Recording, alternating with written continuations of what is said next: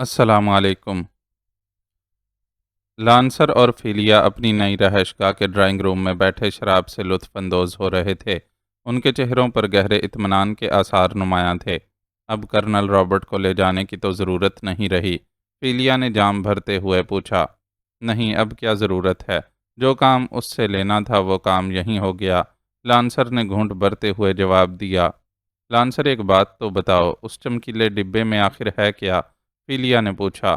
یہ ملک کی راز ہے، اس سلسلے میں کوئی سوال آئندہ نہ کرنا، لانسر نے یکلخت سرد لہجے میں کہا، اور فیلیا منہ بنا کر خاموش ہو گئی۔ پھر اس سے پہلے کہ وہ کوئی جواب دیتی، کال بیل کی تیز آواز سنائی دی اور وہ دونوں بری طرح چونک پڑے۔ یہاں کون آ سکتا ہے؟ لانسر نے ایک جھٹکے سے اٹھتے ہوئے کہا۔ ٹھہرو، میں جا کر دیکھتی ہوں، فیلیا نے کہا، اور لانسر نے سر ہلا دیا اور فیلیا کمرے سے نکل کر تیزی سے بیرونی پھاٹک کی طرف بڑھ گئی، جبکہ لانسر نے جلدی سے ریوالور نکالا اور پھر وہ راہداری کے سامنے بنے ہوئے برآمدے کے ایک چوڑے ستون کے پیچھے چھپ گیا۔ یہاں سے پھاٹک صاف نظر آ رہا تھا۔ فیلیا نے پھاٹک کے قریب پہنچ کر زور سے پوچھا، کون ہے؟ میڈم، ہمارا تعلق محکمہ ٹیلی گراف سے ہے، آپ کی چھت سے تاریں گزر رہی ہیں، ان میں فالٹ ہو گیا ہے، اسے چیک کرنا ہے۔ باہر سے ایک مؤدبانہ سی آواز سنائی دی اور نہ صرف فیلیا بلکہ لانسر کے تنے ہوئے اعصاب بھی ڈھیلے پڑ گئے۔ فیلیا نے مڑ کر دیکھا تو لانسر نے اسے پھاٹک کھولنے کا اشارہ کیا، لیکن احتیاط کے لحاظ سے وہ ستون کی آڑ میں ہی رہا۔ ریوالور ابھی تک اس کے ہاتھ میں تھا۔ فیلیا نے جیسے ہی پھاٹک کھولا، ایک حبشی نے اسے زور سے دھکیلا اور فیلیا چیخ کر لڑکھڑاتی ہوئی پیچھے ہٹی۔ لانسر نے بجلی کی سی تیزی سے ریوالور سیدھا کیا ہی تھا کہ اسی لمحے چخ چخ کی تیز آواز ابھری اور دوسرے لمحے ریوالور اس کے ہاتھ سے نکلتا چلا گیا۔ لانسر بری طرح اچھلا۔ خبردار، اگر حرکت کی تو گولیوں سے اڑا دوں گا۔ دوسرے لمحے برآمدے کی سائیڈ سے ایک چیختی ہوئی آواز سنائی دی اور لانسر ٹھٹک کر رک گیا۔ عمران اچھل کر سائیڈ سے ہو کر برآمدے میں چڑھ آیا تھا۔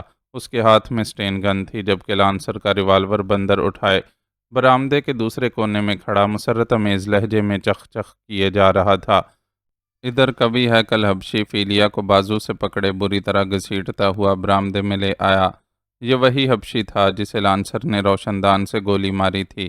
لانسر کے ہونٹ بری طرح بھینچے ہوئے تھے۔ اسے سمجھ نہ آ رہی تھی کہ آخر انہوں نے کس طرح اس کی یہ رہائش گاہ تلاش کر لی، حالانکہ اس رہائش گاہ کا پتہ اسے اور فیلیا کے علاوہ اور کسی کو نہ تھا۔ اس حبشی کے ساتھ وہ ٹائیگر بھی تھا۔ ان دونوں کو اندر کمرے میں لے چلو، عمران نے جوزف سے مخاطب ہو کر کہا، جس نے فیلیا کو لانسر کی طرف دھکیل کر دوسرے ہاتھ میں موجود ریوالور سیدھا کر لیا تھا۔ ٹائیگر کے ہاتھ میں بھی ریوالور موجود تھا۔ تم کیا چاہتے ہو؟ لانسر نے اپنے آپ کو سنبھالتے ہوئے پوچھا۔ اس کے لہجے میں ہلکی سی تلخی تھی۔ میں تو بعد میں چاہوں گا، فی الحال تو یہ کپتان صاحب کچھ چاہتے ہیں جسے تم نے گولی ماری تھی، اس کے بعد جوزف چاہے گا، یہ بھی تمہاری گولی کا شکار بنا تھا۔ اگر دونوں سے بچ بچا گئے تو پھر ٹائیگر کے چاہنے کی باری آئے گی۔ میرا نمبر تو شاید ہی آئے، عمران نے مسکراتے ہوئے کہا۔ وہ اب ایک بڑے کمرے میں پہنچ گئے تھے۔ سنو علی عمران، میری مرضی کے خلاف تم مجھ سے کچھ نہیں حاصل کر سکتے، سمجھے؟ البتہ تم مجھ سے کچھ سودا بازی کرنا چاہو تو دوسری بات ہے، لانسر نے بڑے ٹھوس لہجے میں کہا۔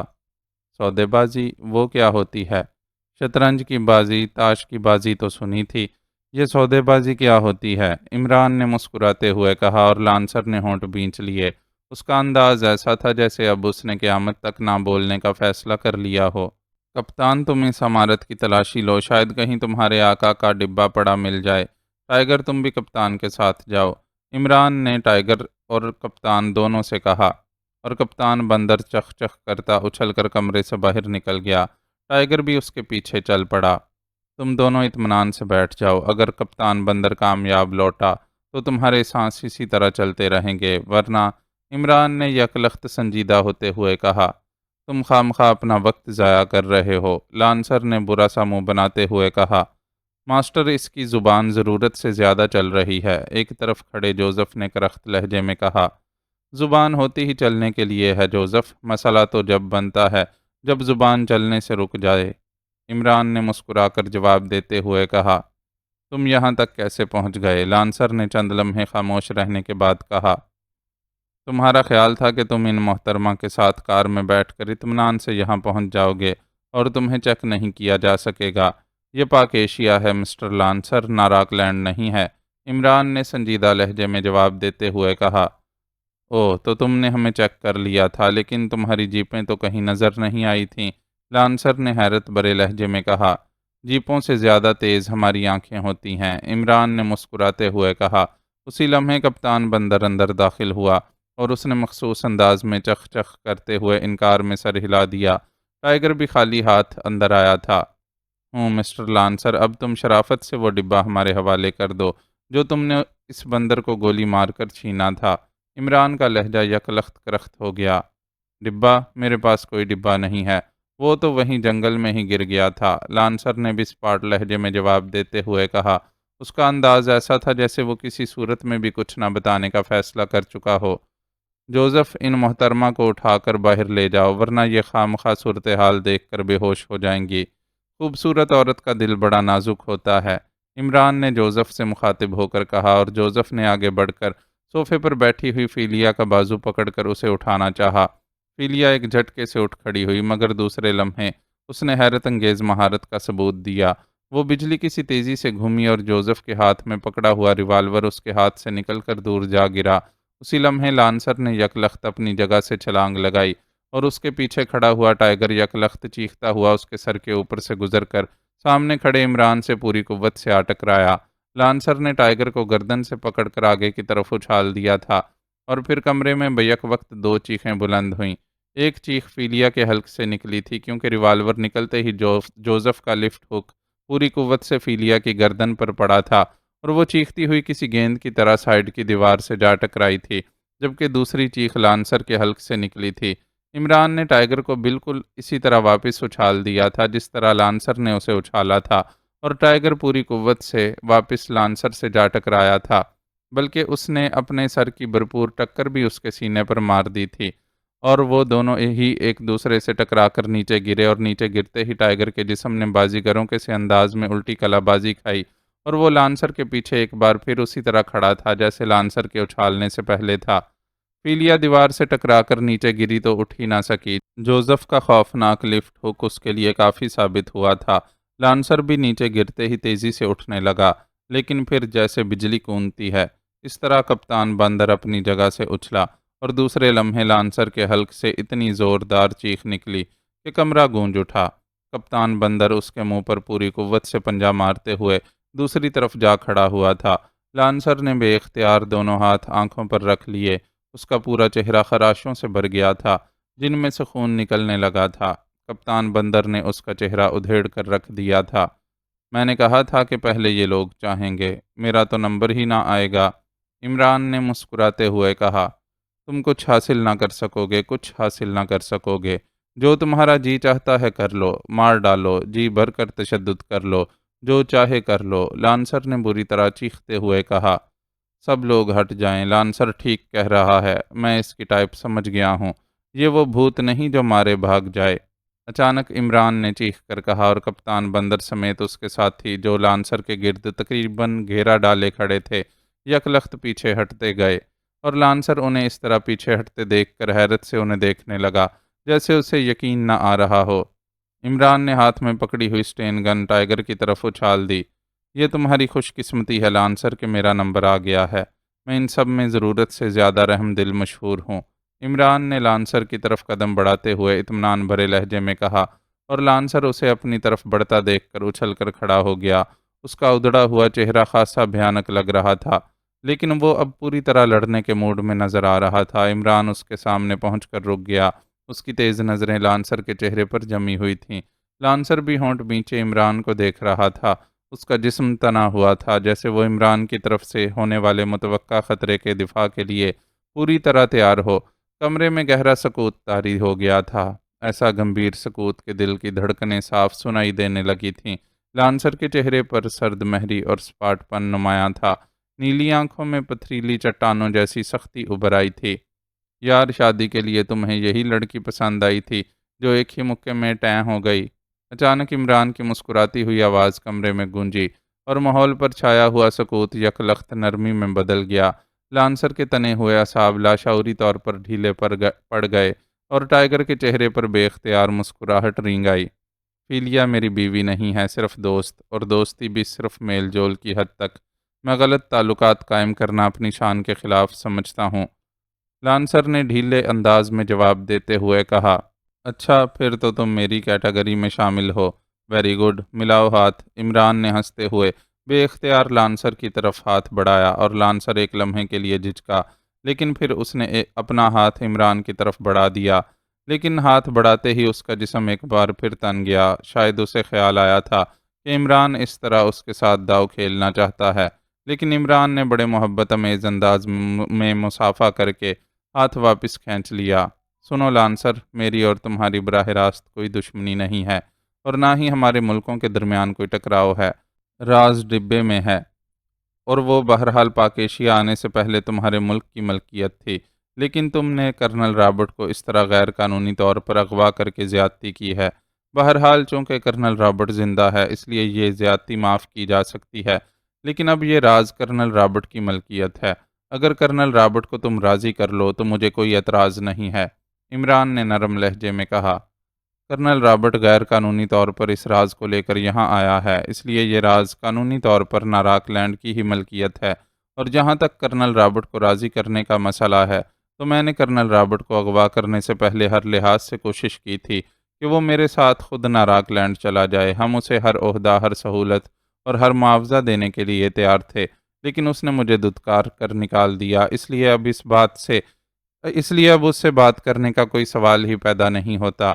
اور جہاں تک راز کا تعلق ہے، اصل بات تمہیں بتا دوں کہ راز اب تک تمہارے ملک سے باہر نکل چکا ہوگا، اور کسی بھی لمحے وہ ناراک لینڈ پہنچ جائے گا۔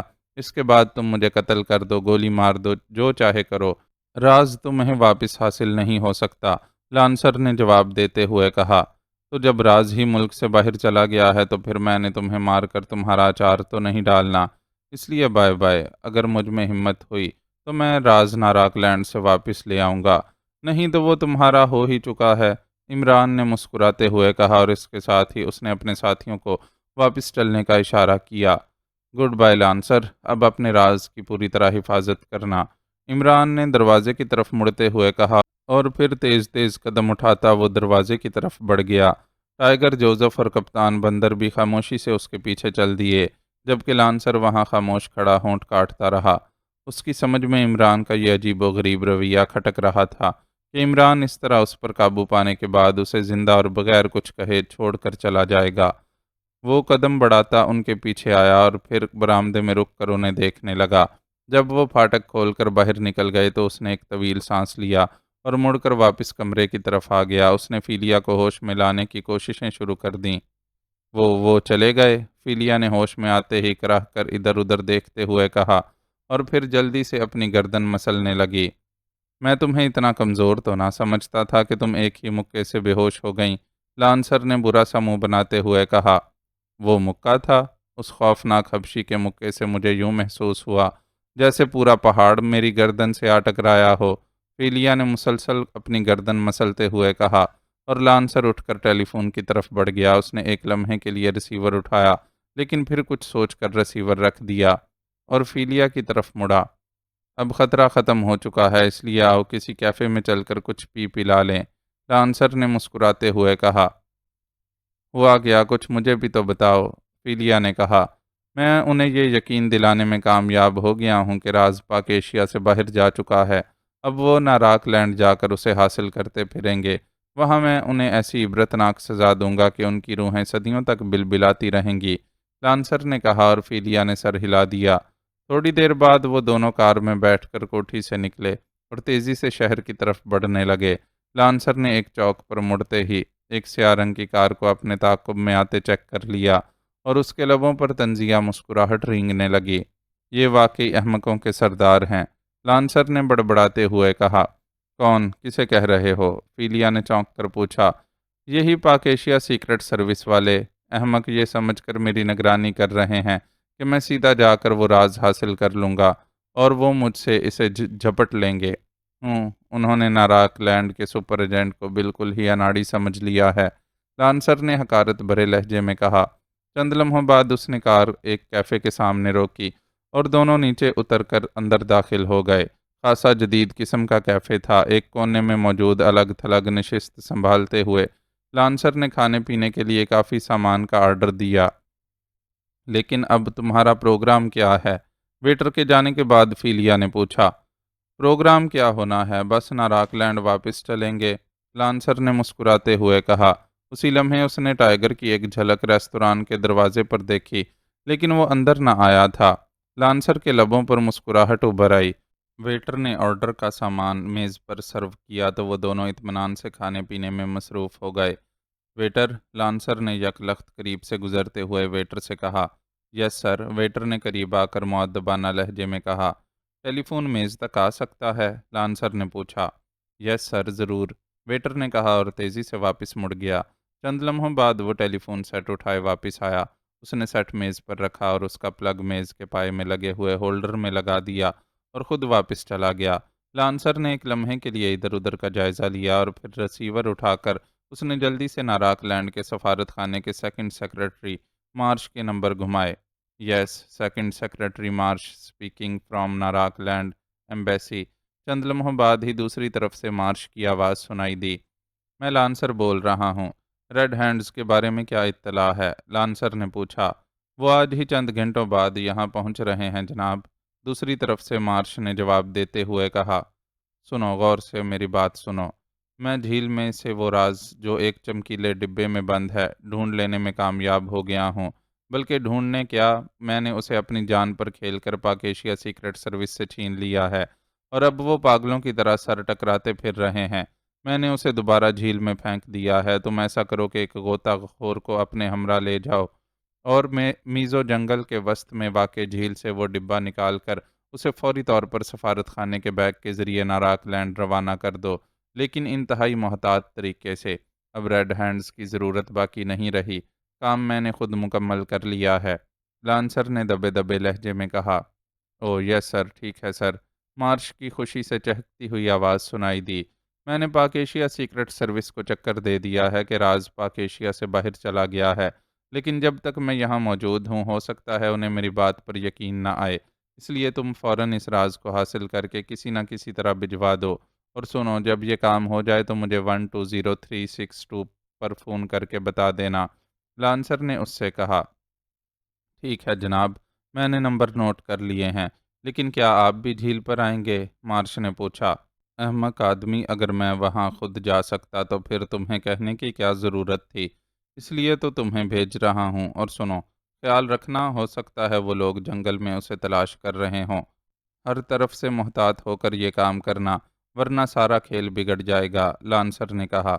आप बेफिक्र रहें जनाब, मैं इंतहाई मुहतात रहूँगा और ये राज मैं अपने सफारत खाने की बजाय दोस्त मुल्क के सफारत खाने के स्पेशल बैग में आज ही भिजवा दूंगा, मार्श ने कहा। ओके, मैं तुम्हारी तरफ से खुशखबरी का मुंतज़िर रहूँगा। गुड बाय, लांसर ने कहा और फिर दूसरी तरफ से गुड बाय के अल्फाज सुनते ही उसने रिसीवर रख दिया। ये ले जाओ, लांसर ने वेटर को इशारा करते हुए कहा और वेटर ने प्लग निकाल कर टेलीफोन सेट उठाया और वापस चला गया। मैं तुम्हारी चाल समझ गई हूँ, जाहिर है वो ज़्यादा से ज़्यादा तुम्हारी निगरानी कर सकते हैं, इस तरह तुम अलहदा रहकर भी कामयाबी हासिल कर लोगे, फीलिया ने कहा। अकल का इस्तेमाल इसे ही कहते हैं फीलिया, और सुपर एजेंट जिस्म के साथ साथ अकल का इस्तेमाल भी जानता है, लांसर ने मुस्कुराते हुए कहा और कोल्ड कॉफ़ी की प्याली उठाकर मुंह से लगा ली। उसके चेहरे पर फतह की चमक नुमायां थी। इमरान टाइगर को लांसर की निगरानी पर छोड़कर खुद जोसेफ और कप्तान बंदर समेत वापस राना हाउस आ गया था। उसने टाइगर को कह दिया था कि उसे ज़्यादा मुहतात रहने की ज़रूरत नहीं है, बल्कि लांसर को इस बात का एहसास होना चाहिए कि उसकी निगरानी हो रही है। लीजिए कर्नल साहब, दाना तो डाल आया हूँ, अब देखिए परिंदा कब फंसता है। इमरान ने राना हाउस पहुँचते ही कर्नल रॉबर्ट से मुखातिब होकर कहा। क्या मतलब, मैं समझा नहीं, कर्नल ने चौंक कर पूछा। मैं एक फ़ोन कर लूँ, इसके बाद आपसे तफसीली बात होगी, इमरान ने मुस्कुराते हुए कहा और साइड रूम की तरफ बढ़ गया। उसने रिसीवर उठाकर ब्लैक ज़ीरो के नंबर डायल किए। X2। चंद लम्हों बाद दूसरी तरफ से ब्लैक ज़ीरो की आवाज़ सुनाई दी। मेंबर्स की तरफ से कोई रिपोर्ट? इमरान ने संजीदा लहजे में पूछा। ओह इमरान साहब, वो सब नाराकलैंड के सफारत खाने की निगरानी कर रहे हैं। वहाँ से निकलने वाले और जाने वाले हर शख्स की لیکن ابھی تک کوئی مشکوک آدمی یا بات سامنے نہیں آئی۔ بلیک زیرو نے اس بار اپنے اصل لہجے میں جواب دیتے ہوئے کہا، لانسر کو میں نے تلاش کر لیا ہے، لیکن وہ ڈبہ لانسر کے پاس نہیں ہے، اور نہ ہی اس نے اسے کوٹھی میں چھپا رکھا ہے۔ اس نے تو مجھے یقین دلانے کی کوشش کی ہے کہ ڈبہ پاک ایشیا سے باہر جا چکا ہے، لیکن اس کا لہجہ بتا رہا تھا کہ وہ غلط کہہ رہا ہے۔ لانسر یقیناً ناراک لینڈ کا کوئی اسپیشل ایجنٹ ہے، اور ایسے لوگ خصوصی تربیت یافتہ ہوتے ہیں، اس لیے ان پر کسی قسم کا تشدد بیکار ثابت ہوتا ہے۔ ان کے مقابلے میں اگر عقل استعمال کی جائے تو مسئلہ حل ہو جاتا ہے، اس لیے میں اسے چھوڑ کر واپس چلا آیا ہوں۔ البتہ میں نے ٹائیگر کو اس کی کھلی نگرانی پر لگا دیا ہے۔ اس نگرانی کی وجہ سے لانسر یقیناً خود اس جگہ نہیں جائے گا جہاں اس نے یہ راز چھپا رکھا ہے۔ اب وہ اپنی جگہ کسی اور کو استعمال کرے گا، اور چونکہ کرنل رابرٹ کے اغوا کے سلسلے میں ناراک لینڈ کا سفارت خانہ پوری طرح ملوث تھا، اس لیے مجھے یقین ہے کہ وہ چھپی ہوئی جگہ سے اس ڈبے کو برآمد کرنے کے لیے سفارت خانے کو ہی استعمال کرے گا۔ اس لیے تم ایسا کرو کہ ممبرز کو پوری طرح چوکنا کر دو کہ سفارت خانے میں سے جو بھی نکلے اس کی پوری اور مکمل نگرانی اس طرح کی جائے کہ اسے آخر تک احساس نہ ہو سکے۔ عمران نے بلیک زیرو کو تفصیل بتاتے ہوئے کہا، ٹھیک ہے، میں کہہ دیتا ہوں، وہ پہلے بھی نگرانی کر رہے ہیں، اب مزید محتاط ہو جائیں گے۔ بلیک زیرو نے جواب دیا، کوئی بھی مشکوک صورتحال سامنے آئے تو مجھے فوراً رانا ہاؤس میں کال کر دینا۔ اوکے، عمران نے کہا، اور ریسیور رکھ کر وہ واپس مڑا اور پھر کرنل رابرٹ کے پاس آ کر بیٹھ گیا، اور اس نے مختصر طور پر لانسر سے ہونے والی ملاقات کے بارے میں انہیں بتایا۔ ہاں، اس طرح وہ جال میں تو پھنس سکتا ہے، لیکن وہ بے حد عیار اور چالاک آدمی ہے۔ ہو سکتا ہے وہ بھی داؤ کھیل رہا ہو، اور ایک بار اٹیک ون ناراک لینڈ پہنچ گیا تو پھر اس کی واپسی ناممکن ہوگی۔ کرنل رابرٹ نے تشویش بھرے لہجے میں کہا، کرنل رابرٹ، آپ کو یہ ساری باتیں بتانے کا ایک مقصد ہے۔ اگر آپ پوری طرح تعاون کریں تو ہو سکتا ہے ہم خود اٹیک ون کو ڈھونڈ نکالیں۔ عمران نے مسکراتے ہوئے کہا، کیا مطلب؟ کیا خیال ہے کہ میں تم لوگوں سے تعاون نہیں کر رہا؟ کرنل رابرٹ نے قدرے غصیلے لہجے میں کہا، آپ نے جولیا کا جوٹھا تو نہیں پی لیا؟ عمران نے سنجیدہ ہو کر کہا، جولیا کا جوٹھا؟ کیا مطلب؟ کون جولیا اور کیسا جوٹھا؟ کرنل رابرٹ حیران ہو گئے، کیونکہ وہ تو شاید جولیا کو جانتے ہی نہ تھے۔ مس جولیانا فٹز واٹر، اس کی بھی یہی عادت ہے، بات بات پر غصہ کھا جاتی ہے، اس طرح کھاتی ہے جس طرح کوئی حلوہ کو نین سمجھ کر کھانا شروع کر دے۔ بہرحال میرے کہنے کا مقصد یہ تھا کہ آپ کپتان بندر کی بولی مکمل طور پر سمجھ لیتے ہیں، اور کپتان بندر سب سے آخر میں لانسر سے ٹکرایا اور ان کی رہائش گاہ تک پہنچا۔ رہائش گاہ میں وہ ڈبہ موجود نہیں ہے۔ ٹائیگر نے ان کی اکلوتی کار بھی چیک کر لی۔ اس کا مطلب ہے کہ ڈبہ پہلے ہی کہیں چھپا دیا گیا تھا۔ اگر کپتان بندر پر جرا کی جائے تو شاید کوئی ایسا کلو مل جائے جس سے پتہ چلے کہ ڈبہ انہوں نے کہاں چھپایا ہے، عمران نے وضاحت کرتے ہوئے کہا، اور کرنل رابرٹ بے اختیار مسکرا دیے، اور پھر انہوں نے کپتان بندر کو آواز دی تو کپتان بندر مخصوص انداز میں چخ چخ کرتا دوڑتا ہوا آیا اور اچھل کر کرسی کے بازو پر بیٹھ گیا۔ ہاں، اب پوچھو کیا پوچھنا چاہتے ہو؟ کپتان تمہاری بات سمجھ جائے گا، پھر جو جواب وہ دے گا وہ میں تمہیں بتا دوں گا، کرنل رابرٹ نے کہا۔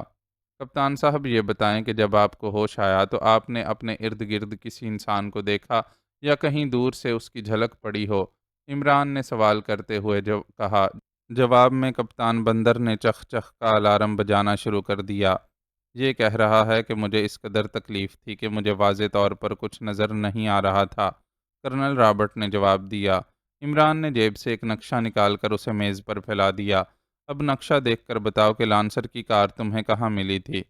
عمران نے کہا، اور بندر پہلے تو غور سے نقشے کو دیکھتا رہا، پھر وہ کرسی کے بازو سے اتر کر میز پر آیا اور اس نے اپنے پنجے کی ایک انگلی ایک جگہ پر رکھ دی۔ تم یہاں تک کس راستے سے پہنچے تھے؟ عمران نے پوچھا، اور کپتان بندر نے انگلی کے اشارے سے جنگل کا اندرونی راستہ بتا دیا۔ ٹھیک ہے، میں سمجھ گیا کرنل، یہاں لانسر کی خالی جیپ ملی ہے۔ اس کے بعد میں نے اور میرے ساتھیوں نے جنگل کا یہ سارا علاقہ چھان مارا۔ کپتان بتا رہا ہے کہ لانسر کی کار ادھر سے آ رہی تھی، تو جو کہ جنگل کا عقبی حصہ ہے۔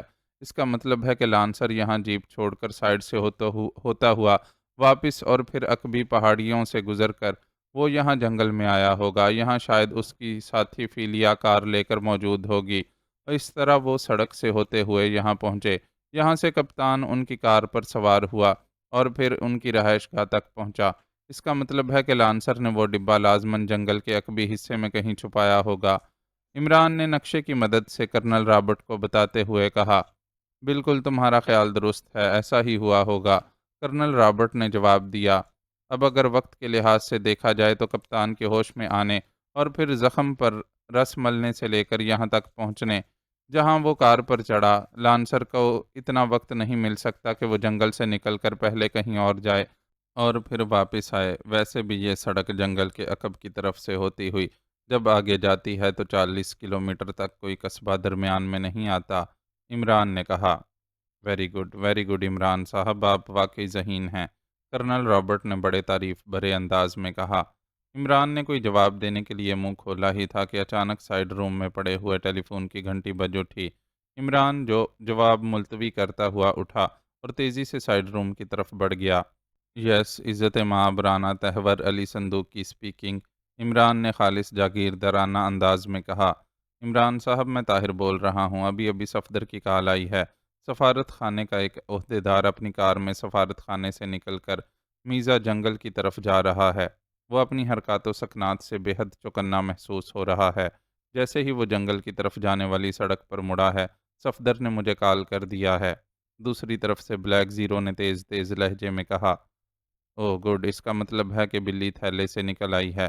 صفدر کو کہو کہ میں وہاں پہنچ رہا ہوں، انتہائی محتاط انداز میں نگرانی کی جائے، ہو سکتا ہے وہاں ان کے اور ساتھی بھی ہوں، عمران نے کہا اور ریسیور رکھ دیا۔ کم ان کپتان، ایک بار پھر جنگل کی سیر کرا لاؤ، عمران نے سائیڈ روم سے نکلتے ہی تیز لہجے میں کپتان بندر سے کہا، اور کپتان بندر چخ چخ کرتا ہوا عمران کی طرف دوڑا۔ چند لمحوں بعد عمران کی کار انتہائی تیز رفتاری سے میزو جنگل کی طرف اڑی جا رہی تھی۔ جنگل کے قریب پہنچ کر اس نے کار ایک سائیڈ پر روکی اور پھر واچ ٹرانسمیٹر پر صفدر کی فریکوینسی سیٹ کر کے ونڈ بٹن دبا دیا۔ Hello Imran calling Safdar, over, Imran نے تیز لہجے میں کہا۔ یس، صفدر سپیکنگ، اوور۔ چند لمحوں بعد صفدر کی آواز سنائی دی۔ کیا پوزیشن ہے، اوور، عمران نے پوچھا۔ میں اس وقت جھیل کے قریبی جنگل میں ہوں، ناراک لینڈ سے آنے والا جو شاید سفارت خانے کا کوئی عہدیدار ہے، جھیل کی سائیڈ میں کار روک کر پہاڑی چڑھ رہا ہے، اوور، صفدر نے جواب دیا۔ ٹھیک ہے، تم وہیں رکو، کار چھوڑ کر وہ نہ جائے گا، بہرحال اس نے واپس آنا ہے۔ اور کوئی آدمی تو موجود نہیں ہے، اوور، عمران نے پوچھا۔ نہیں جناب، اور کوئی آدمی نہیں ہے، میں نے اچھی طرح چیک کر لیا ہے، اوور، صفدر نے جواب دیا۔ اوکے، میں بھی آ رہا ہوں، کپتان بندر کے ساتھ، اوور اینڈ آل، عمران نے کہا اور ونڈ بٹن کو دوبارہ دبا کر رابطہ ختم کر دیا۔ اس کے بعد اس نے دوبارہ فریکوینسی تبدیل کی اور پھر اس نے ٹائیگر کو کال کرنا شروع کر دیا۔ یس ٹائیگر اٹینڈنگ، اوور، دوسری طرف سے ٹائیگر کی آواز سنائی دی۔ لانسر کے متعلق کیا رپورٹ ہے، اوور، عمران نے پوچھا۔ وہ آپ کے جانے کے بعد لڑکی کے ساتھ ایک کیفے میں گیا، وہاں وہ تقریباً 1 گھنٹہ بیٹھے رہے۔ لانسر نے میز پر ہی ٹیلی فون منگوا کر کسی کو کال کیا اور اس کے بعد وہ مزید کچھ دیر بیٹھ کر واپس اپنی رہائش گاہ پر آ گئے ہیں اور ابھی تک وہیں موجود ہیں، اوور، ٹائیگر نے جواب دیا۔ ٹیلی فون کال کے متعلق کچھ پتہ چلا، عمران نے پوچھا۔ کیفے کی اندرونی ایکسچینج سے صرف اتنا پتہ چلا ہے کہ اس نے ناراک لینڈ کے سفارت خانے میں کسی سے بات کی ہے، اس سے زیادہ پتہ نہیں چل سکا، اوور، ٹائیگر نے جواب دیا۔ اوکے، تم وہیں رہو اور خیال رکھنا وہ تمہیں ڈاج دے کر نکل نہ جائے، اوور اینڈ آل، عمران نے کہا اور پھر کال ختم کر کے اس نے کار دوبارہ سٹارٹ کی اور جنگل کے اندر کی طرف بڑھ گیا۔ کافی دور جا کر اس نے کار ایک سائیڈ پر روک دی اور پھر نیچے اتر آیا۔ کپتان بندر بھی اس کے ساتھ ساتھ تھا۔ جنگل میں سے گزر کر وہ جھیل کی طرف بڑھتے گئے۔ عمران نے ایک بار پھر صفدر کو کال کر کے اس سے لوکیشن پوچھی اور پھر تھوڑی دیر بعد صفدر کے پاس پہنچ گیا۔ صفدر جھیل کے قریب ہی ایک درخت کی آڑ میں تھا۔ کار جھیل کے قریب ہی موجود تھی۔ عمران درختوں کی آڑ لیتا ہوا صفدر کے پاس پہنچ گیا۔ وہ ابھی تک واپس نہیں لوٹا، اوپر پہاڑی پر جا کر غائب ہو گیا ہے۔ اگر میں یہاں سے نکلوں تو پھر کھلی جگہ کی وجہ سے سامنے آ جاؤں گا، صفدر نے عمران کو رپورٹ دیتے ہوئے کہا۔ تم یہیں رکو، میں پہاڑی کی دوسری طرف جاتا ہوں، احتیاط سے نگرانی کرنا، عمران نے سر ہلاتے ہوئے کہا۔ اسی لمحے کپتان بندر نے چخ چخ کرنی شروع کر دی۔ عمران نے چونک کر اس کی طرف دیکھا۔ کپتان بندر اسے اشارے سے یہیں رکنے اور خود اوپر پہاڑی کی طرف جانے کا اشارہ کر رہا تھا۔ نہیں کپتان، میں خود تمہارے ساتھ جاؤں گا، ایسا نہ ہو کہ تمہیں اصل چکر کی سمجھ نہ آئے، عمران نے اس کا اشارہ سمجھتے ہوئے کہا اور پھر درختوں کی آڑ لیتا ہوا آگے بڑھنے لگا۔ وہ چکر کاٹ کر پہاڑی کے عقبی حصے کی طرف جا رہا تھا۔ کپتان بندر پہلے ہی آگے بھاگتا ہوا درختوں میں غائب ہو چکا تھا۔ ابھی عمران تھوڑی ہی دور گیا ہوگا کہ اس کی کلائی پر ضربیں لگنی شروع ہو گئیں۔ اس نے رک کر جلدی سے ونڈ بٹن کھینچ لیا۔ Hello Safdar calling, over. Safdar کی آواز سنائی دی۔ یس عمران سپیکنگ، کیا بات ہے؟ اوور، عمران نے جواب دیتے ہوئے کہا۔ عمران صاحب وہ پہاڑی سے اتر کر جھیل کی طرف واپس آ رہا ہے۔ اوور، صفدر نے کہا۔ او، اس کے پاس کیا چیز ہے؟ اوور، عمران نے چونک کر پوچھا۔ گلے میں ایک دوربین لٹکی ہوئی ہے اور ہاتھ میں ایک کیمرہ ہے اور کوئی چیز نہیں ہے۔ اوور، صفدر نے جواب دیا۔ ٹھیک ہے، میں واپس آ رہا ہوں، اوور اینڈ آل، عمران نے کہا اور ونڈ بٹن دبا کر رابطہ ختم کر دیا، اور پھر وہ تیزی سے واپس مڑا۔ وہ جب صفدر کے پاس پہنچا تو اس نے ایک غیر ملکی کو گلے میں دوربین لٹکائے اور ہاتھ میں کیمرہ اٹھائے جھیل کی سائڈ سے ہو کر کار کی طرف بڑھتے ہوئے دیکھا۔ تم یہیں رکو، میں ذرا اس سے دو باتیں کر لوں، معاملہ کچھ مشکوک ہی لگتا ہے، عمران نے صفدر سے سرگوشی کرتے ہوئے کہا، اور پھر درختوں کی اوٹ سے نکل کر بڑے اطمینان سے قدم اٹھاتا غیر ملکی کی طرف بڑھنے لگا۔ غیر ملکی کی نظریں جیسے ہی عمران پر پڑیں وہ بری طرح چونک پڑا۔ اس کے چہرے پر حیرت کے آثار ابھر آئے تھے۔ وہ ٹھٹک کر رک گیا، جبکہ عمران اسی طرح اطمینان سے قدم بڑھاتا گیا۔ آپ شاید اس جنگل میں پہلی بار آئے ہیں، عمران نے قریب جا کر بڑے مطمئن لہجے میں کہا۔ جی ہاں، مگر آپ کون ہیں؟ غیر ملکی نے انتہائی سنجیدہ لیکن قدرے گھبرائے ہوئے لہجے میں کہا۔ آپ اپنے بچپن میں کہانیاں تو ضرور پڑھتے رہے ہوں گے، جنگل کی کہانیاں، ٹارزن کی کہانیاں، عمران نے پہلے سے بھی زیادہ سنجیدہ لہجے میں کہا۔ ٹارزن کی کہانیاں؟ کیا مطلب؟ غیر ملکی اور زیادہ حیران ہو گیا۔ میرا نام ٹارزن ہے اور میں گزشتہ سال ہی افریقہ کے جنگلوں سے ہجرت کر کے یہاں آیا ہوں۔ افریقہ کے جنگل بھی کوئی جنگل ہیں؟ وہاں اتنے حشرات الارض ہیں کہ جسم پر کپڑا پہننا بھی مصیبت بن گیا تھا، اور میں صرف ایک لنگوٹی باندھتے باندھتے تنگ آ گیا۔ چنانچہ میں یہاں ہجرت کر آیا، اور اب دیکھیے میں نے کیسا اچھا لباس پہن رکھا ہے۔ عمران کا لہجہ اس طرح سنجیدہ تھا جیسے واقعی وہ افریقہ کے جنگلوں کا ٹارزن ہو، لیکن غیر ملکی کی آنکھوں میں اب خوف کے تاثرات نمایاں ہونے لگے تھے۔ شاید اسے یہ خیال آ گیا تھا کہ اس کا واسطہ کسی ٹھنڈے مزاج پاگل سے پڑ گیا ہے، ایسا پاگل جو بظاہر نارمل لگتا ہے لیکن پھر اچانک وہ جھپٹتا ہے اور بعض اوقات اس کا حملہ جان لیوا ثابت ہوتا ہے۔ اچھا ٹھیک ہے، آپ سے مل کر خوشی ہوئی، غیر ملکی نے اپنے آپ پر قابو پاتے ہوئے کہا۔ آپ یہاں تصویریں کھینچنے آئے تھے، لیکن آپ نے میری تصویر نہیں بنائی، ذرا کیمرہ کھولیے، میں دیکھوں کہ آپ کے پاس کیسا کیمرہ ہے، عمران نے مسکراتے ہوئے کہا۔ سوری، فلم ختم ہو گئی ہے، میں پھر آؤں گا تو آپ کی تصویر ضرور بناؤں گا، غیر ملکی نے جان چھڑانے کے سے انداز میں کہا، لیکن دوسرے لمحے وہ ایک جھٹکے سے پیچھے ہٹا کیونکہ عمران نے بجلی کی سی تیزی سے اس کا کیمرہ جھپٹ لیا تھا۔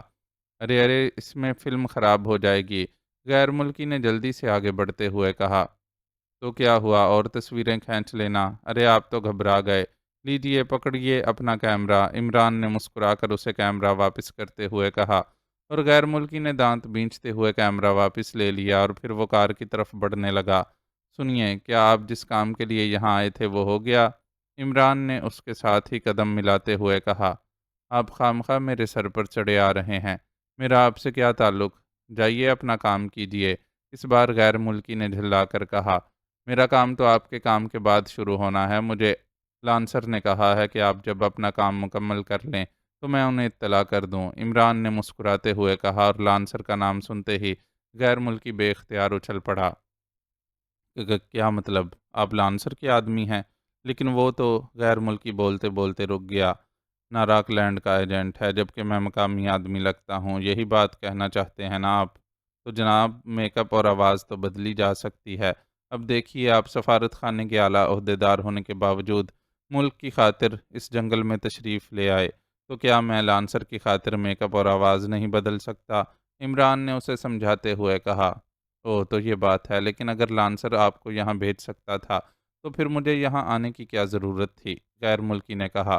ہو سکتا ہے آپ مجھ سے زیادہ ذمہ دار آدمی ہوں، اور یہ کام تو ظاہر ہے انتہائی ذمہ داری کا ہے، میں نے تو صرف اطلاع ہی دینی ہے اور بس، عمران نے سر ہلاتے ہوئے کہا۔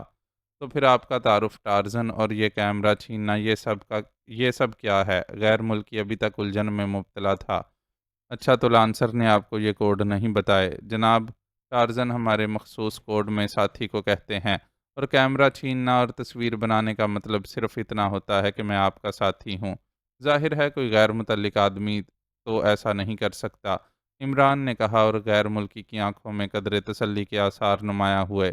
عمران دل ہی دل میں مسکرانے لگا۔ اسے معلوم تھا کہ غیر ملکی کا تعلق ناراک لینڈ کے سفارت خانے سے ہے، اس لیے سیدھا سادہ سفارتی قسم کا آدمی ہوگا۔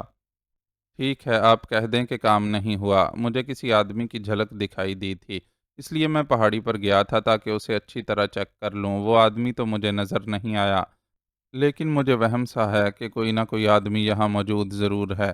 غیر ملکی نے ادھر ادھر دیکھتے ہوئے کہا، تو میں آپ کو آدمی کی بجائے بن مانس نظر آ رہا ہوں؟ جناب، آپ نے میری جھلک دیکھی ہوگی، میں آپ کے سامنے نہ آتا کیونکہ میرا کام صرف اطلاع دینا تھا، لیکن آپ جس طرح مشکوک نظر آ رہے تھے، اس سے میں نے سوچا کہ کہیں آپ نے میری جھلک نہ دیکھ لی ہو اور اس طرح کام کیے بغیر ہی لوٹ جائیں۔ اور آپ جانتے ہیں کہ معاملات کتنے سنجیدہ ہیں۔ میں نے تو لانسر سے کہا تھا کہ مجھے بتا دو کہ کام کیا ہے، میں کر لوں گا، لیکن وہ کہنے لگا کہ بہت اونچا کام ہے، انتہائی ذمہ داری کا۔ اس پر میں خاموش ہو گیا۔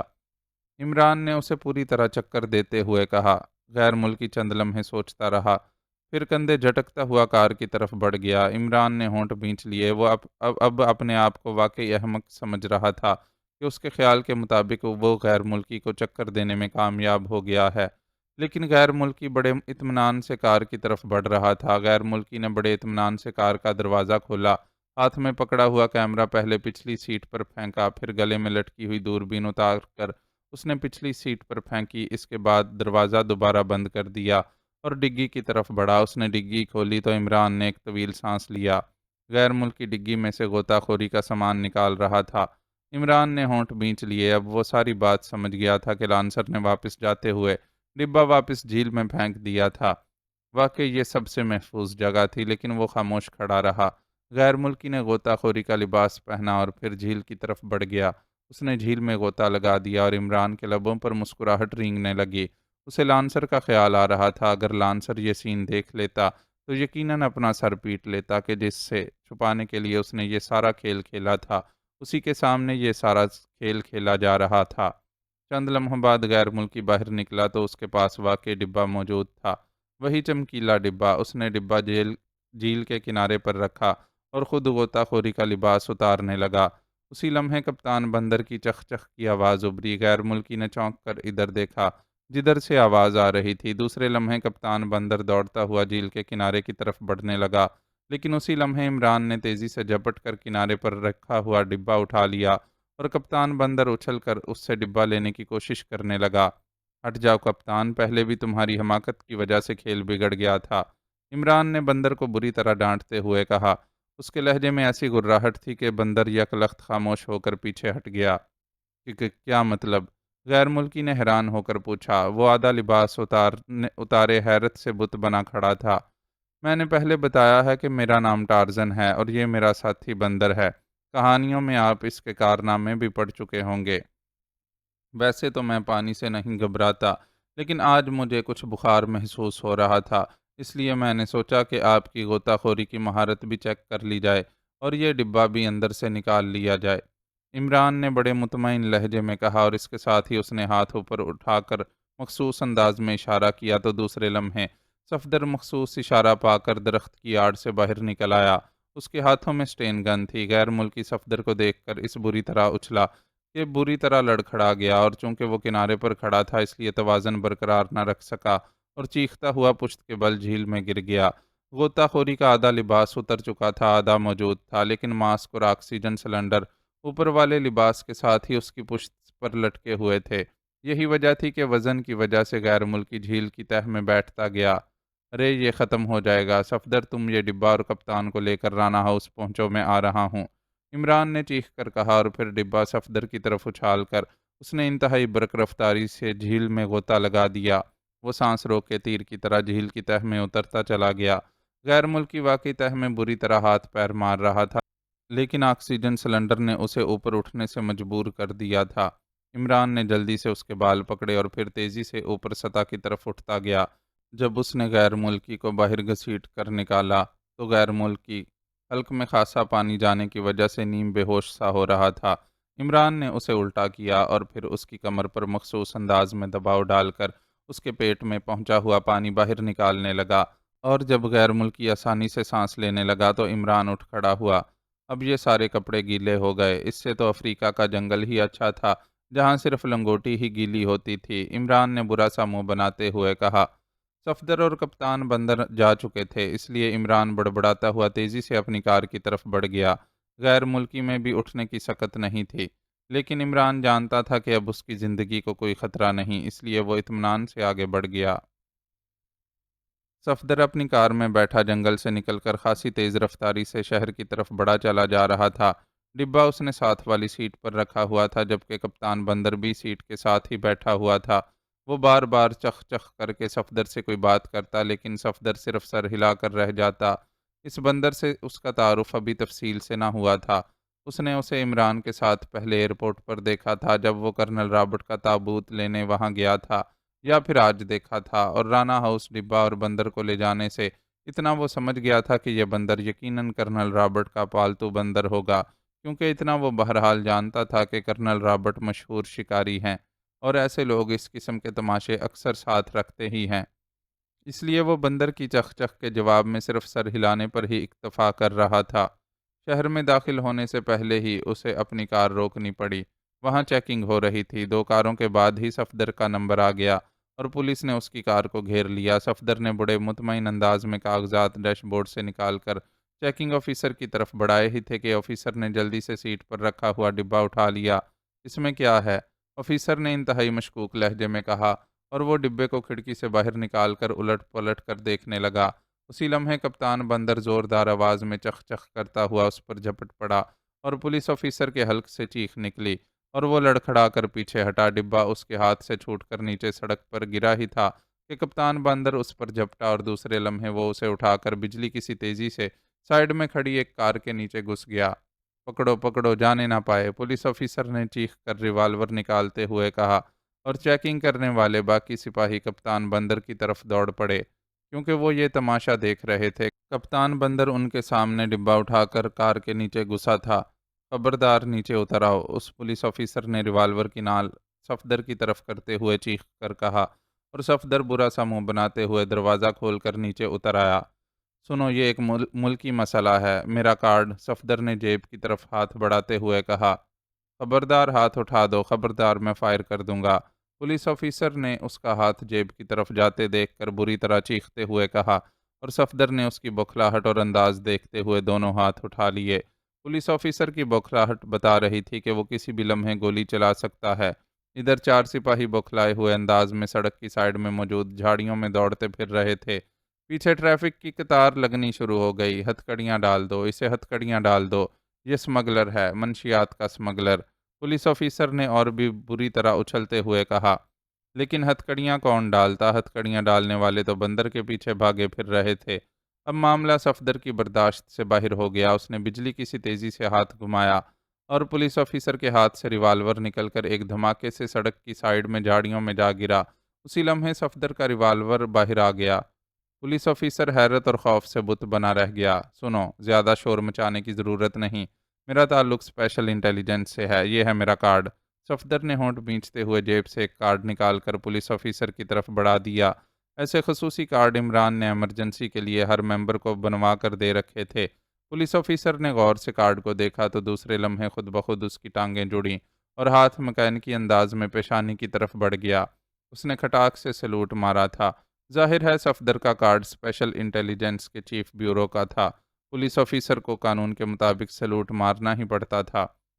ارد گرد اکٹھے ہونے والے لوگ حیرت سے پولیس آفیسر کو دیکھنے لگے، جو چند لمحے پہلے اس پر ریوالور نکالے کھڑا تھا اور چیخ چیخ کر ہتھکڑیاں پہنانے کا حکم دے رہا تھا، اور چند لمحوں بعد ہی پولیس آفیسر سلوٹ کر رہا تھا۔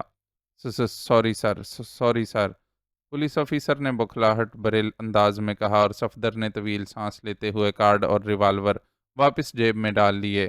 تم یہ ٹریفک چیک کرو، میں اس بندر اور ڈبے کو دیکھتا ہوں، صفدر نے کہا، اور تیزی سے سڑک کی سائیڈ کی طرف بڑھا، مگر اسی لمحے سپاہی شکست خوردہ انداز میں واپس آتے دکھائی دیے۔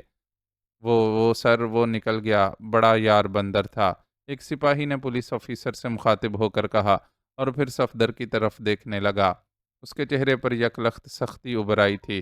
اس نے شاید پہلا ڈرامہ نہ دیکھا تھا اور وہ ابھی تک صفدر کو مجرم سمجھ رہا تھا۔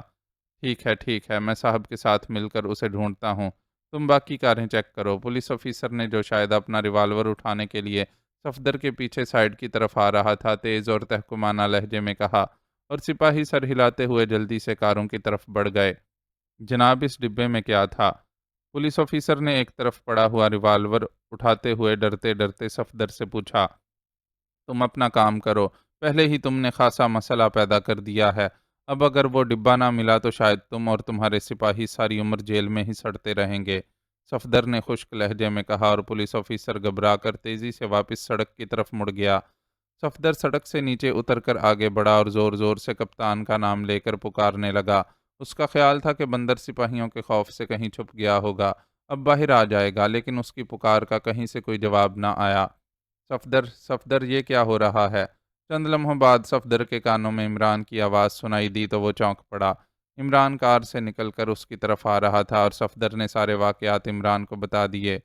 اوہ، یہ تو بہت برا ہوا، عمران نے سخت لہجے میں کہا، اور پھر اس نے آگے بڑھ کر بندر کو آوازیں دینی شروع کر دیں، لیکن بندر کی طرف سے کوئی جواب نہ آیا۔ میرا خیال ہے وہ اس ڈبے کو لے کر رانا ہاؤس پہنچ جائے گا۔ ٹھیک ہے، تم اپنے فلیٹ جاؤ، میں رانا ہاؤس جاتا ہوں، عمران نے صفدر سے مخاطب ہو کر کہا اور اپنی کار کی طرف بڑھ گیا۔ پولیس آفیسر اور سپاہی اس دوران جا چکے تھے، انہوں نے شاید ڈر کے مارے چیکنگ ہی بند کر دی تھی۔ اب ٹریفک سڑک پر رواں دواں تھی۔ عمران شاید صفدر کی کار کو دیکھ کر رک گیا تھا۔ تھوڑی دیر بعد عمران رانا ہاؤس پہنچ گیا، لیکن وہاں پہنچ کر جب اسے معلوم ہوا کہ کپتان بندر ڈبہ لے کر نہیں پہنچا تو حقیقتاً اس کے ہوش اڑ گئے۔ ظاہر ہے یہ عام ڈبہ نہ تھا، دنیا کا سب سے قیمتی راز تھا۔ وہ آ جائے گا، گھبرائیں نہیں، وہ بے حد عقل مند ہے، کرنل رابرٹ نے اسے تسلی دیتے ہوئے کہا۔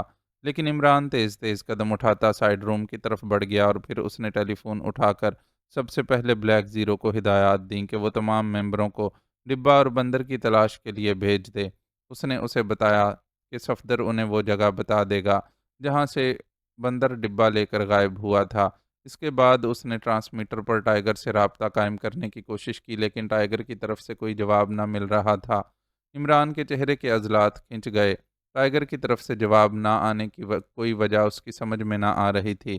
اس نے باہر نکل کر جوزف اور جوانا کو رانا ہاؤس کی خصوصی حفاظت کے احکامات دیے، اور پھر کار لے کر وہ رانا ہاؤس سے نکلا اور خاصی تیز رفتاری سے لانسر کی رہائش گاہ کی طرف بڑھنے لگا۔ اس کے ذہن میں کھلبلی سی مچی ہوئی تھی۔ اب اسے اپنے آپ پر غصہ آ رہا تھا کہ وہ خواہ مخواہ ہمدردی کے چکر میں غیر ملکی کو جھیل سے باہر نکالنے کے چکر میں الجھ گیا۔ تھوڑی دیر بعد جب وہ لانسر کی رہائش گاہ پر پہنچا تو پھاٹک کو کھلا دیکھ کر اس کے ہونٹ مزید بھنچ گئے۔ کھلا ہوا پھاٹک بتا رہا تھا کہ معاملہ واقعی مشکوک ہے۔ وہ کار سیدھی اندر لیتا گیا، کوٹھی خالی پڑی ہوئی تھی، اور پھر اسے برآمدے کی سائیڈ میں پڑا ہوا ٹائیگر نظر آ گیا۔ وہ کار سے اتر کر دوڑتا ہوا اس کی طرف بڑھا اور پھر ایک طویل سانس لے کر رہ گیا۔ ٹائیگر کی پشت میں گولی ماری گئی تھی اور وہ اوندے منہ پڑا ہوا تھا۔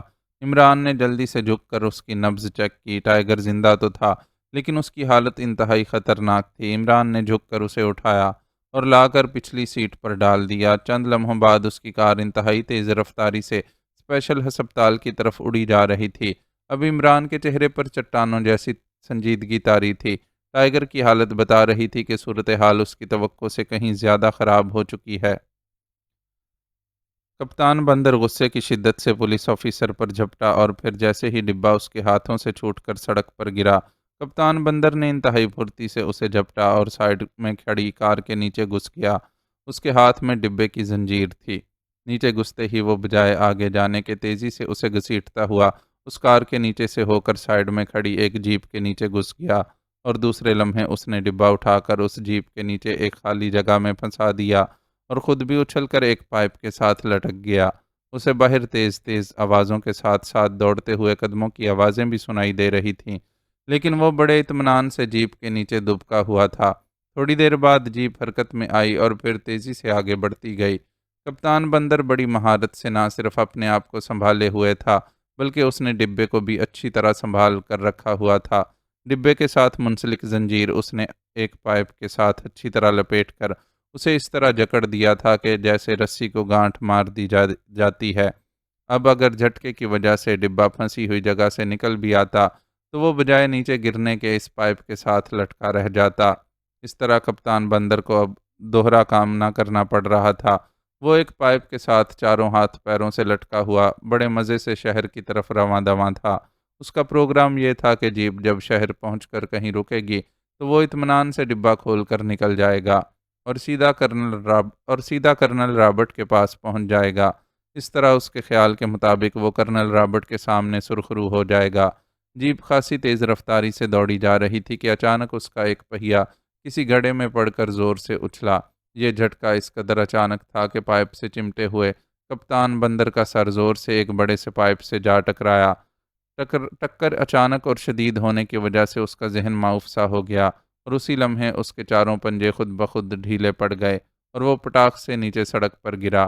وہ نیچے اس طرح گرا تھا کہ جیپ کا پچھلا پہیا یقیناً اس کے جسم کے اوپر سے گزر جاتا، لیکن شاید اس کے مقدر میں ابھی موت نہ لکھی تھی، کیونکہ نیچے گرتے ہی ضرب کی وجہ سے اس کا جسم خود بخود بائیں طرف کو مڑ گیا اور جیپ کا پہیا اس کے جسم کے ساتھ رگڑ کھاتا ہوا آگے بڑھتا گیا، اور دوسرے لمحے اس کے جسم کو ایک زوردار ضرب لگی اور اس کے حلق سے چین کی آواز نکلی اور اسے یوں محسوس ہوا جیسے وہ کسی پتنگ کی طرح فضا میں تیرتا جا رہا ہو۔ پیچھے آنے والی ایک کار کے پہیے نے اسے دوسری طرف سے رگڑ مار دی تھی اور اس زوردار ضرب نے اسے سائیڈ میں اچھال دیا تھا اور وہ اچھل کر سڑک کی سائیڈ میں موجود نشیب میں گر گیا۔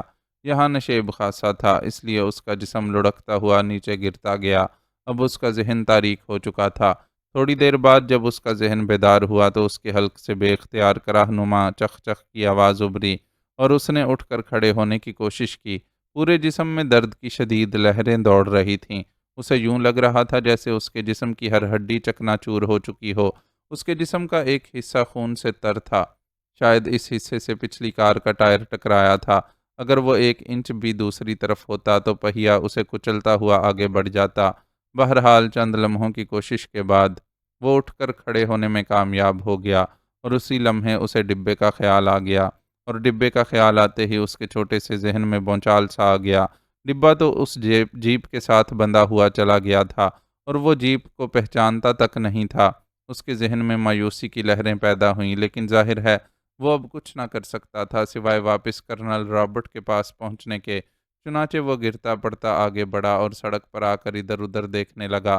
شاید وہ علاقے کو پہچان رہا تھا، لیکن علاقہ اس سے نامانوس نہ تھا۔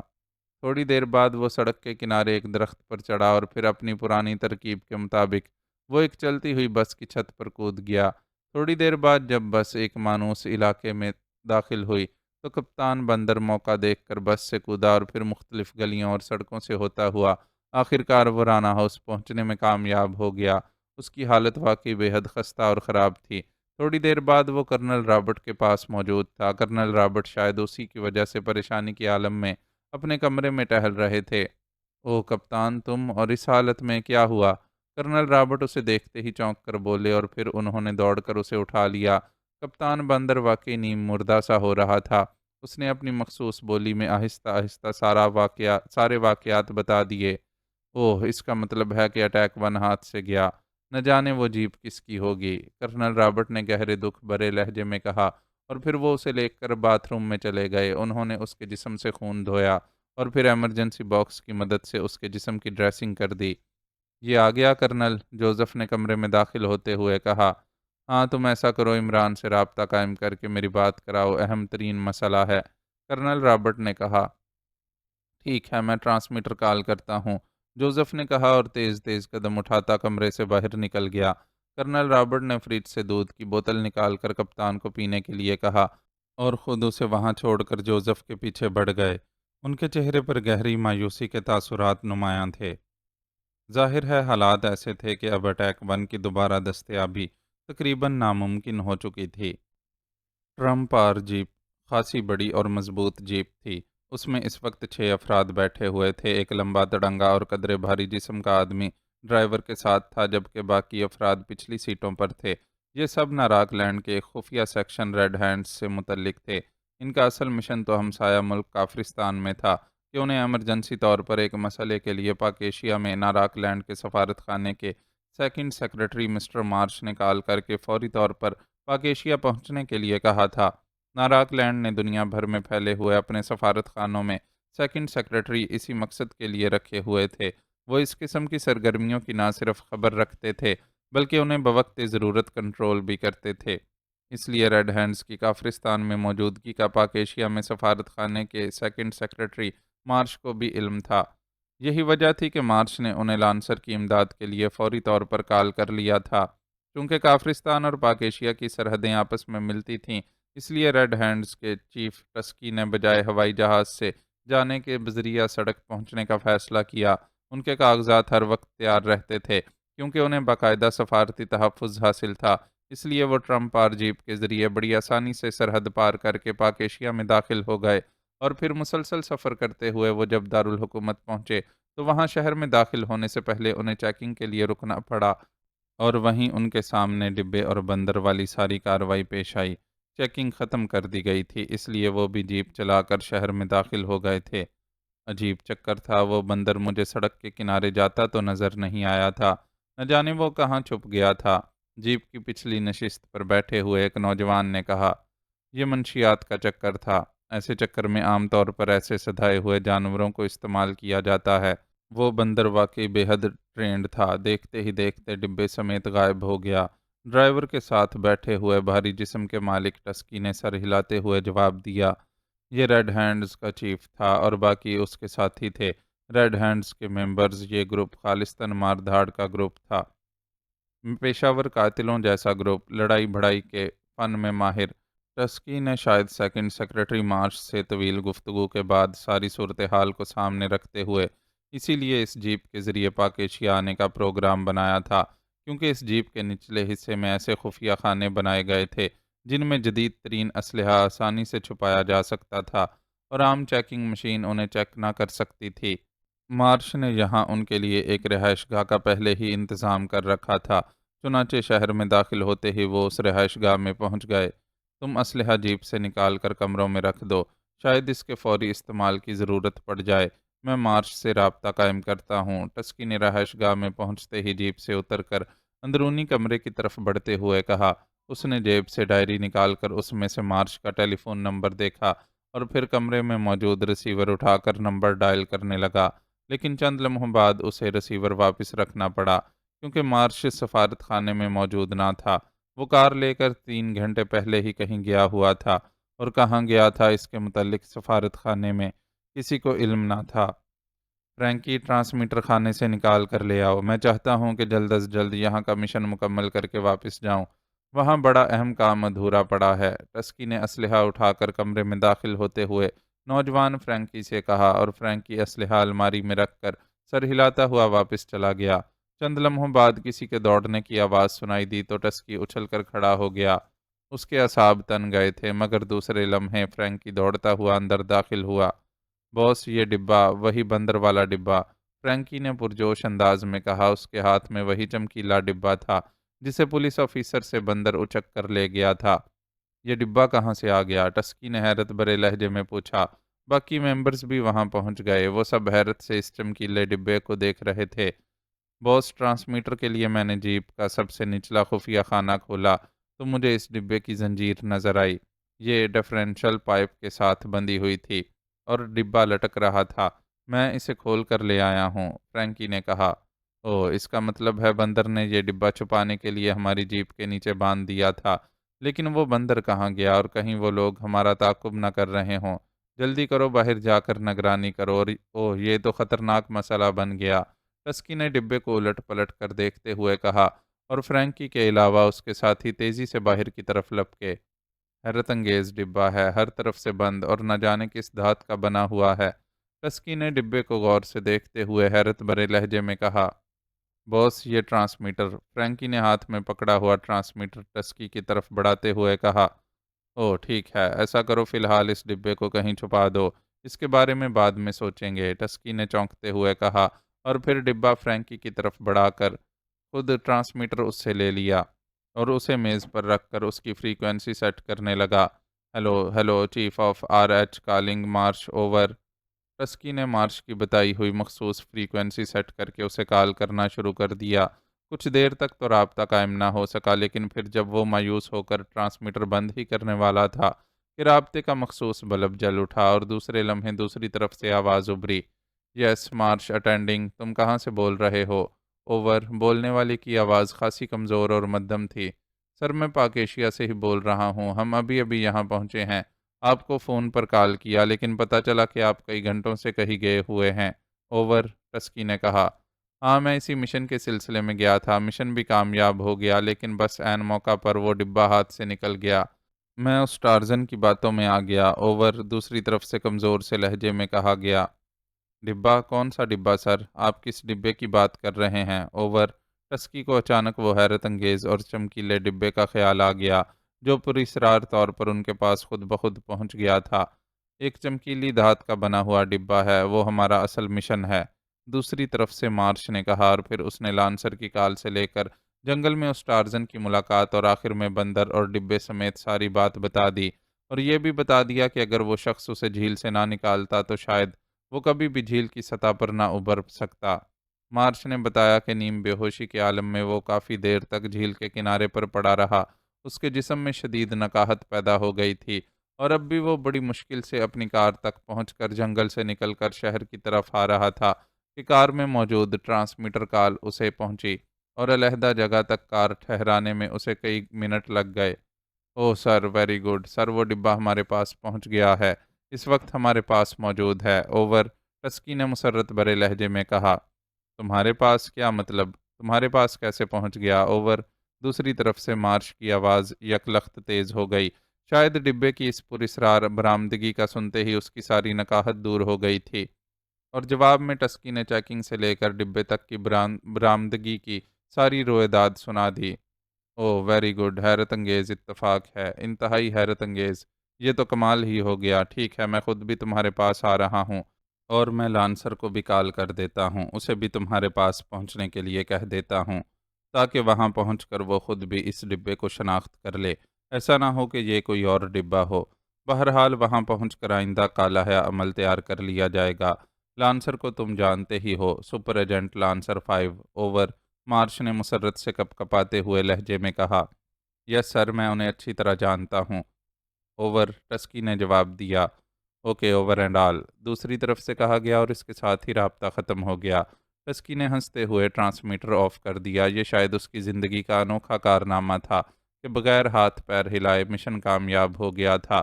ٹسکی نے اپنے ساتھیوں کو بلا کر پہلے تو ان سے کسی نگرانی یا تعاقب کی رپورٹ لی، لیکن سب کا جواب یہ تھا کہ کوئی مشکوک آدمی ارد گرد موجود نہیں ہے، تو اسے تسلی ہو گئی۔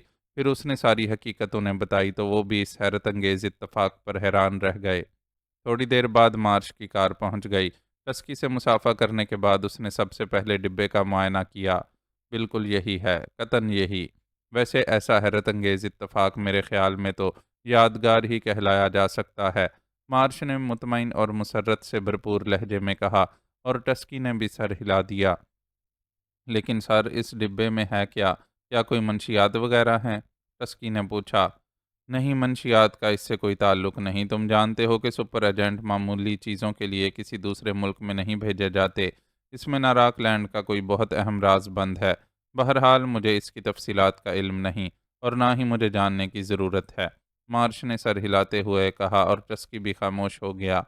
تھوڑی دیر بعد لانسر اور فیلیا بھی وہاں پہنچ گئے۔ لانسر نے ندیدوں کے سے انداز میں سب سے پہلے ڈبے کا معائنہ کیا، اور پھر اس کے چہرے پر بھی مسرت کے رنگ بکھر گئے جب اسے ڈبے کی جھیل سے برآمدگی سے لے کر یہاں تک پہنچنے کی تفصیلات کا علم ہوا، تو وہ بھی بے حد حیران ہوا، کیونکہ مارش نے اسے ٹیلی فون کال پر مختصر انداز میں بتایا تھا، تفصیل کا اسے علم یہاں آ کر ہوا تھا۔ سر، آپ نے اس نگرانی کرنے والے کا کیا کیا؟ آپ نے کہا تھا کہ آپ کی نگرانی ہو رہی ہے، مارش نے اچانک ایک خیال آتے ہی چونک کر پوچھا۔ اس کی لاش رہائش گاہ پر پڑی ہے، تمہاری کال ملنے کے بعد تھوڑا سا ڈرامہ کھیلا گیا، اور وہ نگرانی کرنے والا احمق اس ڈرامے میں پھنس کر کوٹھی کے اندر پہنچ گیا، جہاں میں نے اس کی پشت میں گولی مار کر اسے ختم کر دیا۔ لانسر نے مسکراتے ہوئے جواب دیا، اور اس نے مطمئن انداز میں سر ہلا دیا۔ اب سر، اس ڈبے کا کیا کرنا ہے؟ میں اسے لے جاؤں؟ مارش نے سنجیدہ ہوتے ہوئے کہا۔ نہیں، اب صورتحال بدل چکی ہے، وہ ٹارزن جو عمران ہی تھا وہ تمہیں یقیناً پہچان گیا ہوگا، اور اس ڈبے کی گمشدگی کے ساتھ ہی انہوں نے سفارت خانے کی نگرانی شروع کر دینی ہے، اس لیے اب اسے اس ملک سے نکالنے کی کوئی اور تجویز سوچنا پڑے گی۔ لانسر نے کہا، جناب ہم لوگ ابھی تک کسی کے سامنے نہیں آئے، اگر آپ کہیں تو یہ ڈبہ ہم چھپا کر کافرستان لے جائیں اور وہاں کے سفارت خانے کے ذریعے اسے ناراک لینڈ بھجوا دیا جائے۔ تسکی نے تجویز پیش کرتے ہوئے کہا، او گڈ، یہ بالکل ٹھیک رہے گا، تمہاری طرف تو کسی کا خیال بھی نہ جائے گا۔ ویری گڈ، یہ تجویز بالکل درست رہے گی۔ نگرانی کرنے والے کے قتل کا عمران کو پتہ چل جائے گا، اس لیے وہ یقیناً اب مجھے بھی ڈھونڈنے کی کوشش کرے گا، اس لیے میں اب یہیں چھپا رہوں گا۔ جب کچھ دنوں تک معاملات سرد پڑ جائیں گے تو نئے میک اپ اور کاغذات کی مدد سے میں اور فیلیا بھی نکل جائیں گے۔ لانسر نے تجویز پر رضامندی کا اظہار کرتے ہوئے کہا، لیکن ریڈ ہینڈز آج ہی پاک ایشیا میں داخل ہوئے ہیں، اگر یہ فوری طور پر واپس گئے تو ہو سکتا ہے کسٹم حکام مشکوک ہو جائیں۔ فیلیا نے پہلی بار زبان کھولتے ہوئے کہا، او ہاں یہ بھی ٹھیک ہے، لیکن یہ ایک دو روز یہاں گزار کر بھی واپس جا سکتے ہیں۔ سب سے اہم بات یہ ہے کہ ان کے متعلق کسی کو علم نہیں، لانسر نے کہا، اور پھر یہ طے ہو گیا کہ لانسر اور فیلیا بھی یہیں رہیں گے اور 2 روز بعد ریڈ ہینڈز گروپ ڈبے سمیت واپس کافرستان چلا جائے گا۔ جب ڈبہ کافرستان کے سفارت خانے کے ذریعے ناراک لینڈ پہنچ جائے گا تو مارش لانسر کو اطلاع دے گا اور پھر لانسر اور فیلیا بھی نئے میک اپ میں خاموشی سے نکل جائیں گے۔ چنانچہ یہ طے ہونے کے بعد مارش نے واپس سفارت خانے جانے کی اجازت مانگی۔ بس محتاط رہنا، کسی صورت میں اس جگہ کی نشاندہی نہ ہو، لانسر نے کہا۔ میں سمجھتا ہوں جناب، آپ بے فکر رہیں۔ ویسے بھی ان کے نظریے کے مطابق ڈبہ وہ پہلے مجھ سے چھین کر لے جا چکے تھے، اس لیے اب ان کے تصور میں بھی نہ ہوگا کہ ڈبے کے متعلق مجھے علم ہے۔ وہ یقیناً اسے شہر میں ڈھونڈتے پھریں گے۔ بہرحال پھر بھی میں محتاط رہوں گا، مارش نے مسکراتے ہوئے کہا، اور پھر لانسر اور ٹسکی سے مصافحہ کر کے وہ باہر کھڑی اپنی کار کی طرف بڑھ گیا۔ جیپ کا تمہیں کیسے پتہ چلا کہ وہ جیپ تھی؟ وہ کار بھی ہو سکتی ہے، عمران نے کپتان بندر سے مخاطب ہو کر کہا۔ وہ جوزف کی کال ملتے ہی ہسپتال سے سیدھا رانا ہاؤس واپس آ گیا تھا۔ یہاں کرنل رابرٹ نے اسے ساری تفصیل بتا دی اور کپتان بندر نے چخ چخ کرتے ہوئے کرنل رابرٹ کو کوئی جواب دیا۔ وہ جیپ ہی تھی، دراصل میرے پاس ایک بڑی ٹرمپار جیپ تھی جسے میں اکثر شکار کے لیے استعمال کیا کرتا تھا، اور کپتان اس کے ایک ایک پرزے سے اچھی طرح واقف تھا۔ اس نے کہا ہے کہ اس کا نچلا حصہ بالکل ویسا ہی تھا جیسا کہ ہمارے پاس سبز رنگ کی جیپ کا تھا۔ کرنل رابرٹ نے ترجمانی کے فرائض انجام دیتے ہوئے کہا، ٹرمپار، او واقعی۔ جب میں وہاں پہنچا تو ایک ٹرمپار جیپ جس کا رنگ نیلا تھا اور اس پر سنہری پٹیاں تھیں، بالکل نیا ماڈل تھا، پولیس کی گاڑی کے ساتھ ہی روانہ ہوئی تھی۔ عمران نے چونکتے ہوئے کہا، بس پھر کپتان بالکل ٹھیک کہہ رہا ہے، وہ واقعی ٹرمپار تھی۔ کرنل رابرٹ نے سر ہلاتے ہوئے کہا، ٹھیک ہے، اب میں اسے ڈھونڈ لوں گا، عمران نے بااعتماد لہجے میں کہا، اور پھر اٹھ کر وہ تیزی سے ٹیلی فون والے کمرے کی طرف بڑھ گیا۔ اس نے ریسیور اٹھایا اور پھر تیزی سے نمبر ڈائل کرنے شروع کر دیے۔ X2، دوسری طرف سے بلیک زیرو کی آواز سنائی دی۔ عمران بول رہا ہوں، ڈبے کی تلاش کے بارے میں کوئی رپورٹ؟ عمران نے پوچھا۔ ممبرز نے ساری جگہوں کا چپا چپا چھان مارا ہے، لیکن ڈبے اور بندر کا کہیں پتہ نہیں چلا، وہ اب بھی تلاش کر رہے ہیں، بلیک زیرو نے جواب دیا۔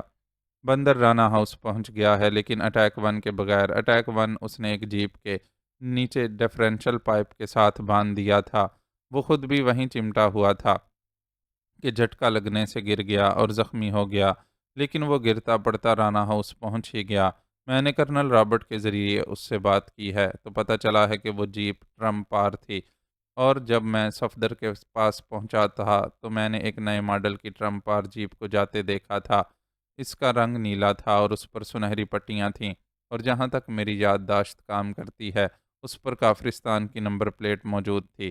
تم ایسا کرو کہ ممبرز کو فوری طور پر اس جیپ کی تلاش میں لگا دو، میں بھی اسے تلاش کرتا ہوں، اگر اس کا پتہ چل جائے تو مجھے ٹرانسمیٹر کال کر لیں۔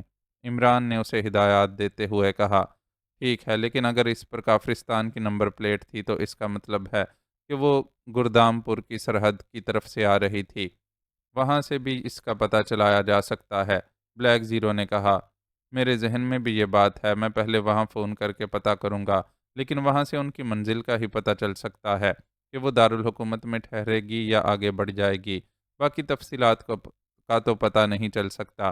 تم ممبرز کو کہو کہ وہ فوراً اسے تلاش کریں، اور صدیقی کو کہہ دینا کہ وہ شہر سے باہر جانے والی سڑکوں پر بھی اسے چیک کرے، شاید وہ دارالحکومت سے نکل کر کسی اور شہر جا رہی ہو، عمران نے کہا۔ ٹھیک ہے، دوسری طرف سے بلیک زیرو نے کہا، اور عمران نے ہاتھ بڑھا کر کریڈل دبا دیا۔ پھر اس نے انکوائری کا نمبر گھمایا اور انکوائری آپریٹر سے اس نے گردام پور سرحد کے چیکنگ آفیسر کا نمبر معلوم کر کے نمبر ڈائل کرنے شروع کر دیے۔ یس، گردام پور بارڈر کراسنگ۔ چند لمحوں بعد ہی ایک آواز سنائی دی، director general central intelligence speaking, chief officer سے بات کراؤ۔ عمران کا لہجہ یک لخت تحکمانہ ہو گیا۔ یس سر، ہولڈ آن کیجئے سر، دوسری طرف سے بری طرح گھبرائے ہوئے لہجے میں کہا گیا، اور پھر چند لمحوں بعد ریسیور میں ایک آواز ابھری، یس سر، میں اے آر صدیقی بول رہا ہوں، چیف آفیسر، حکم فرمائیے۔ لہجہ مؤدبانہ تھا۔ مسٹر صدیقی، آج کسی وقت کافرستان سے ایک ٹرمپ آر جیپ پاکیشیا میں داخل ہوئی ہے، مجھے اس کے متعلق معلومات چاہیے۔ عمران نے اسی طرح سخت اور تحکمانہ لہجے میں کہا۔ ٹرمپ آر جیپ؟ ایک منٹ سر، میں پتہ کرتا ہوں سر، دوسری طرف سے چیف آفیسر نے کہا، اور ریسیور میں چند لمحے خاموشی رہی۔ یس سر، 4 گھنٹے پہلے ٹرمپ آر جیپ نے بارڈر کراس کیا ہے، جناب، ریکارڈ میں موجود ہے سر، صدیقی کی آواز دوبارہ سنائی دی۔ کتنے آدمی تھے اس میں؟ عمران نے پوچھا۔ ایک ڈرائیور اور 5 آدمی تھے، ان کے پاس ٹرانزٹ ویزا تھا جناب، وہ سب ناراک لینڈ کے باشندے تھے جناب، سیاحتی ویزا تھا ان کے پاس، دوسری طرف سے کہا گیا، اور ناراک لینڈ کا نام سن کر عمران کی آنکھیں پھیلتی گئیں۔ سیاحت ویزا تھا تو ان کی آئندہ منزل کی تفصیلات بھی درج ہوں گی آپ کے پاس؟ عمران نے ایک لمحہ خاموش رہنے کے بعد پوچھا۔ یس سر، انہوں نے چند روز دارالحکومت میں رہنے کے بعد واپس کافرستان جانا ہے، کیونکہ ان کا مین کیمپ کافرستان میں ہے، صدیقی نے جواب دیا۔ دارالحکومت میں کس جگہ رہنا ہے انہیں؟ عمران نے پوچھا۔ اس کا سر کوئی علم نہیں، سیاہ لوگ ہیں، ظاہر ہے کسی ہوٹل میں ہی رہیں گے۔ سر کوئی گڑبڑ ہے؟ ہم نے تو یہاں جیپ کو اچھی طرح چیک کیا تھا سر، صدیقی نے ڈرتے ڈرتے پوچھا۔ نہیں، فی الحال تو کوئی گڑبڑ نہیں ہے، اوکے، عمران نے کہا اور ریسیور رکھ دیا۔ کوئی واضح کلو تو نہ مل سکا تھا، البتہ ناراک لینڈ نے اسے چونکا دیا تھا، لیکن پھر اس نے خیال جھٹک دیا، کیونکہ ظاہر ہے ان کا براہ راست کوئی تعلق اس کیس سے نہ تھا۔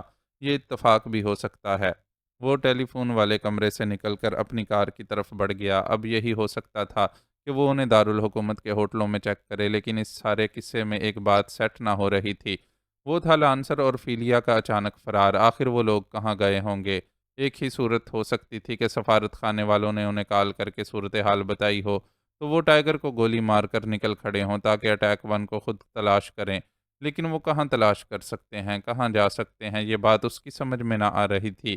ابھی وہ اسی ذہنی ادھیڑ بن میں مصروف تھا کہ کار کے ڈیش بورڈ سے ٹرانسمیٹر کی مخصوص آواز سنائی دی۔ عمران نے کار کی رفتار آہستہ کر کے اسے سائیڈ پر کرتے ہوئے ٹرانسمیٹر کا بٹن آن کر دیا۔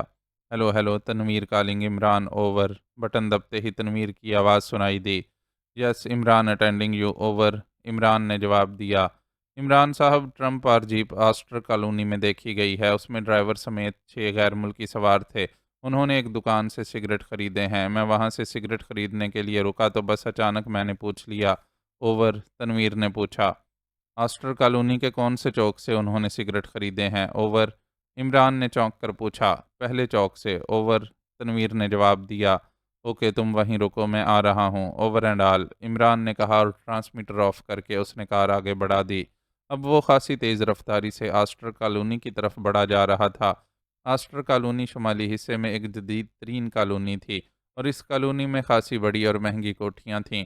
اس کا مطلب تھا کہ وہ شہر کراس کر کے وہاں پہنچے ہوں گے، اور اس بات سے اس نے اندازہ لگایا تھا کہ وہ کسی ہوٹل کی بجائے کسی رہائش گاہ کی طرف گئے ہوں گے، کیونکہ تمام قابل ذکر ہوٹل راستے میں پڑتے ہیں۔ تھوڑی دیر بعد وہ آسٹر کالونی کے پہلے چوک میں پہنچ گیا۔ تنویر وہاں اپنی کار سمیت موجود تھا۔ تنویر کے بتانے پر وہ سیدھا سگریٹ کاؤنٹر کی طرف بڑھا۔ اس پر ایک ادھیڑ عمر آدمی بیٹھا ہوا تھا۔ جناب، وہ ٹرمپ آر جیپ کا رخ کس طرف تھا؟ اس میں ہمارے دوست تھے اور ہم انہیں تلاش کر رہے ہیں، عمران نے ادھیڑ عمر آدمی سے بڑے مؤدبانہ انداز میں پوچھا۔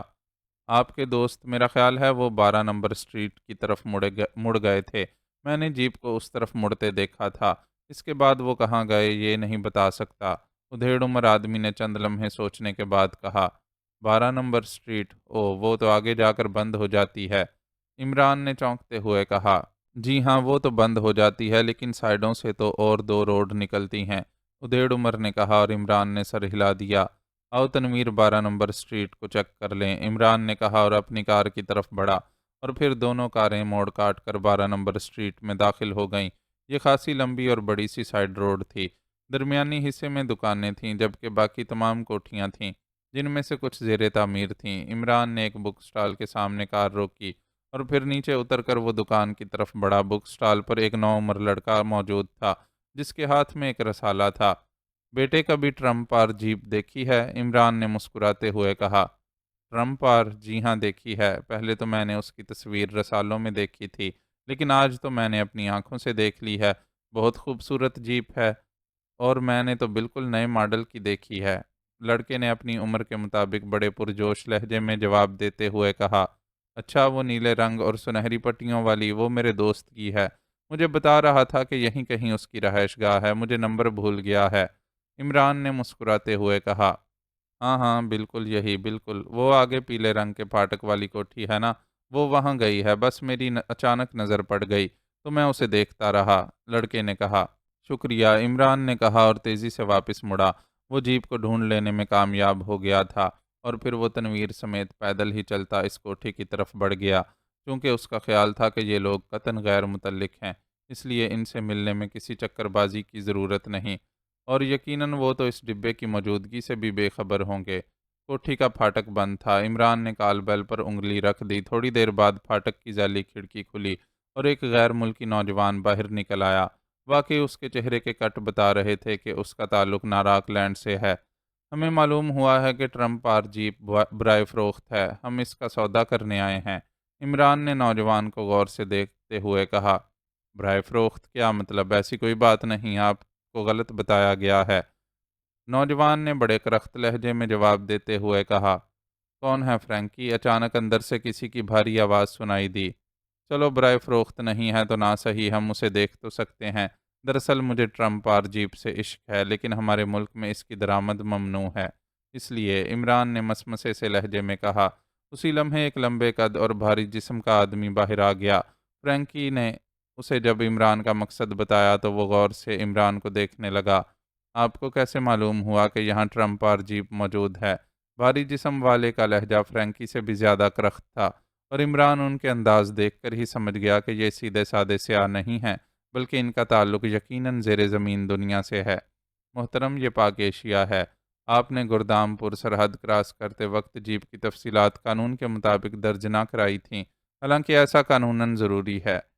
چنانچہ ہمارے محکمے کو اطلاع دی گئی، میرا تعلق کسٹم سے ہے، اس بات سے ہمیں یہ خدشہ پیدا ہوا کہ آپ اسے یہاں بیچنے کے لیے لائے ہیں۔ عمران کا لہجہ یکلخت سنجیدہ ہو گیا۔ اوہ، لیکن آپ کو کیسے علم ہو گیا کہ ہم یہاں ہیں؟ بھاری جسم والے نے چونکتے ہوئے پوچھا۔ یہ معمولی باتیں ہیں، لیکن کیا آپ ہمیں اندر آنے کے لیے نہ کہیں گے؟ آپ معزز سیاح ہیں اور اب مجھے یقین آ گیا ہے کہ آپ اسے بیچنے نہیں آئے، اس لیے میں صرف اس کی تفصیلات نوٹ کر کے واپس چلا جاؤں گا، عمران نے سر ہلاتے ہوئے کہا۔ ٹھیک ہے، آ جائیے، بھاری جسم والے نے کہا اور اس نے فرینکی کو پھاٹک کھولنے کے لیے کہا۔ فرینکی نے کھڑکی سے واپس جا کر پھاٹک کھول دیا اور عمران اور تنویر اندر داخل ہو گئے۔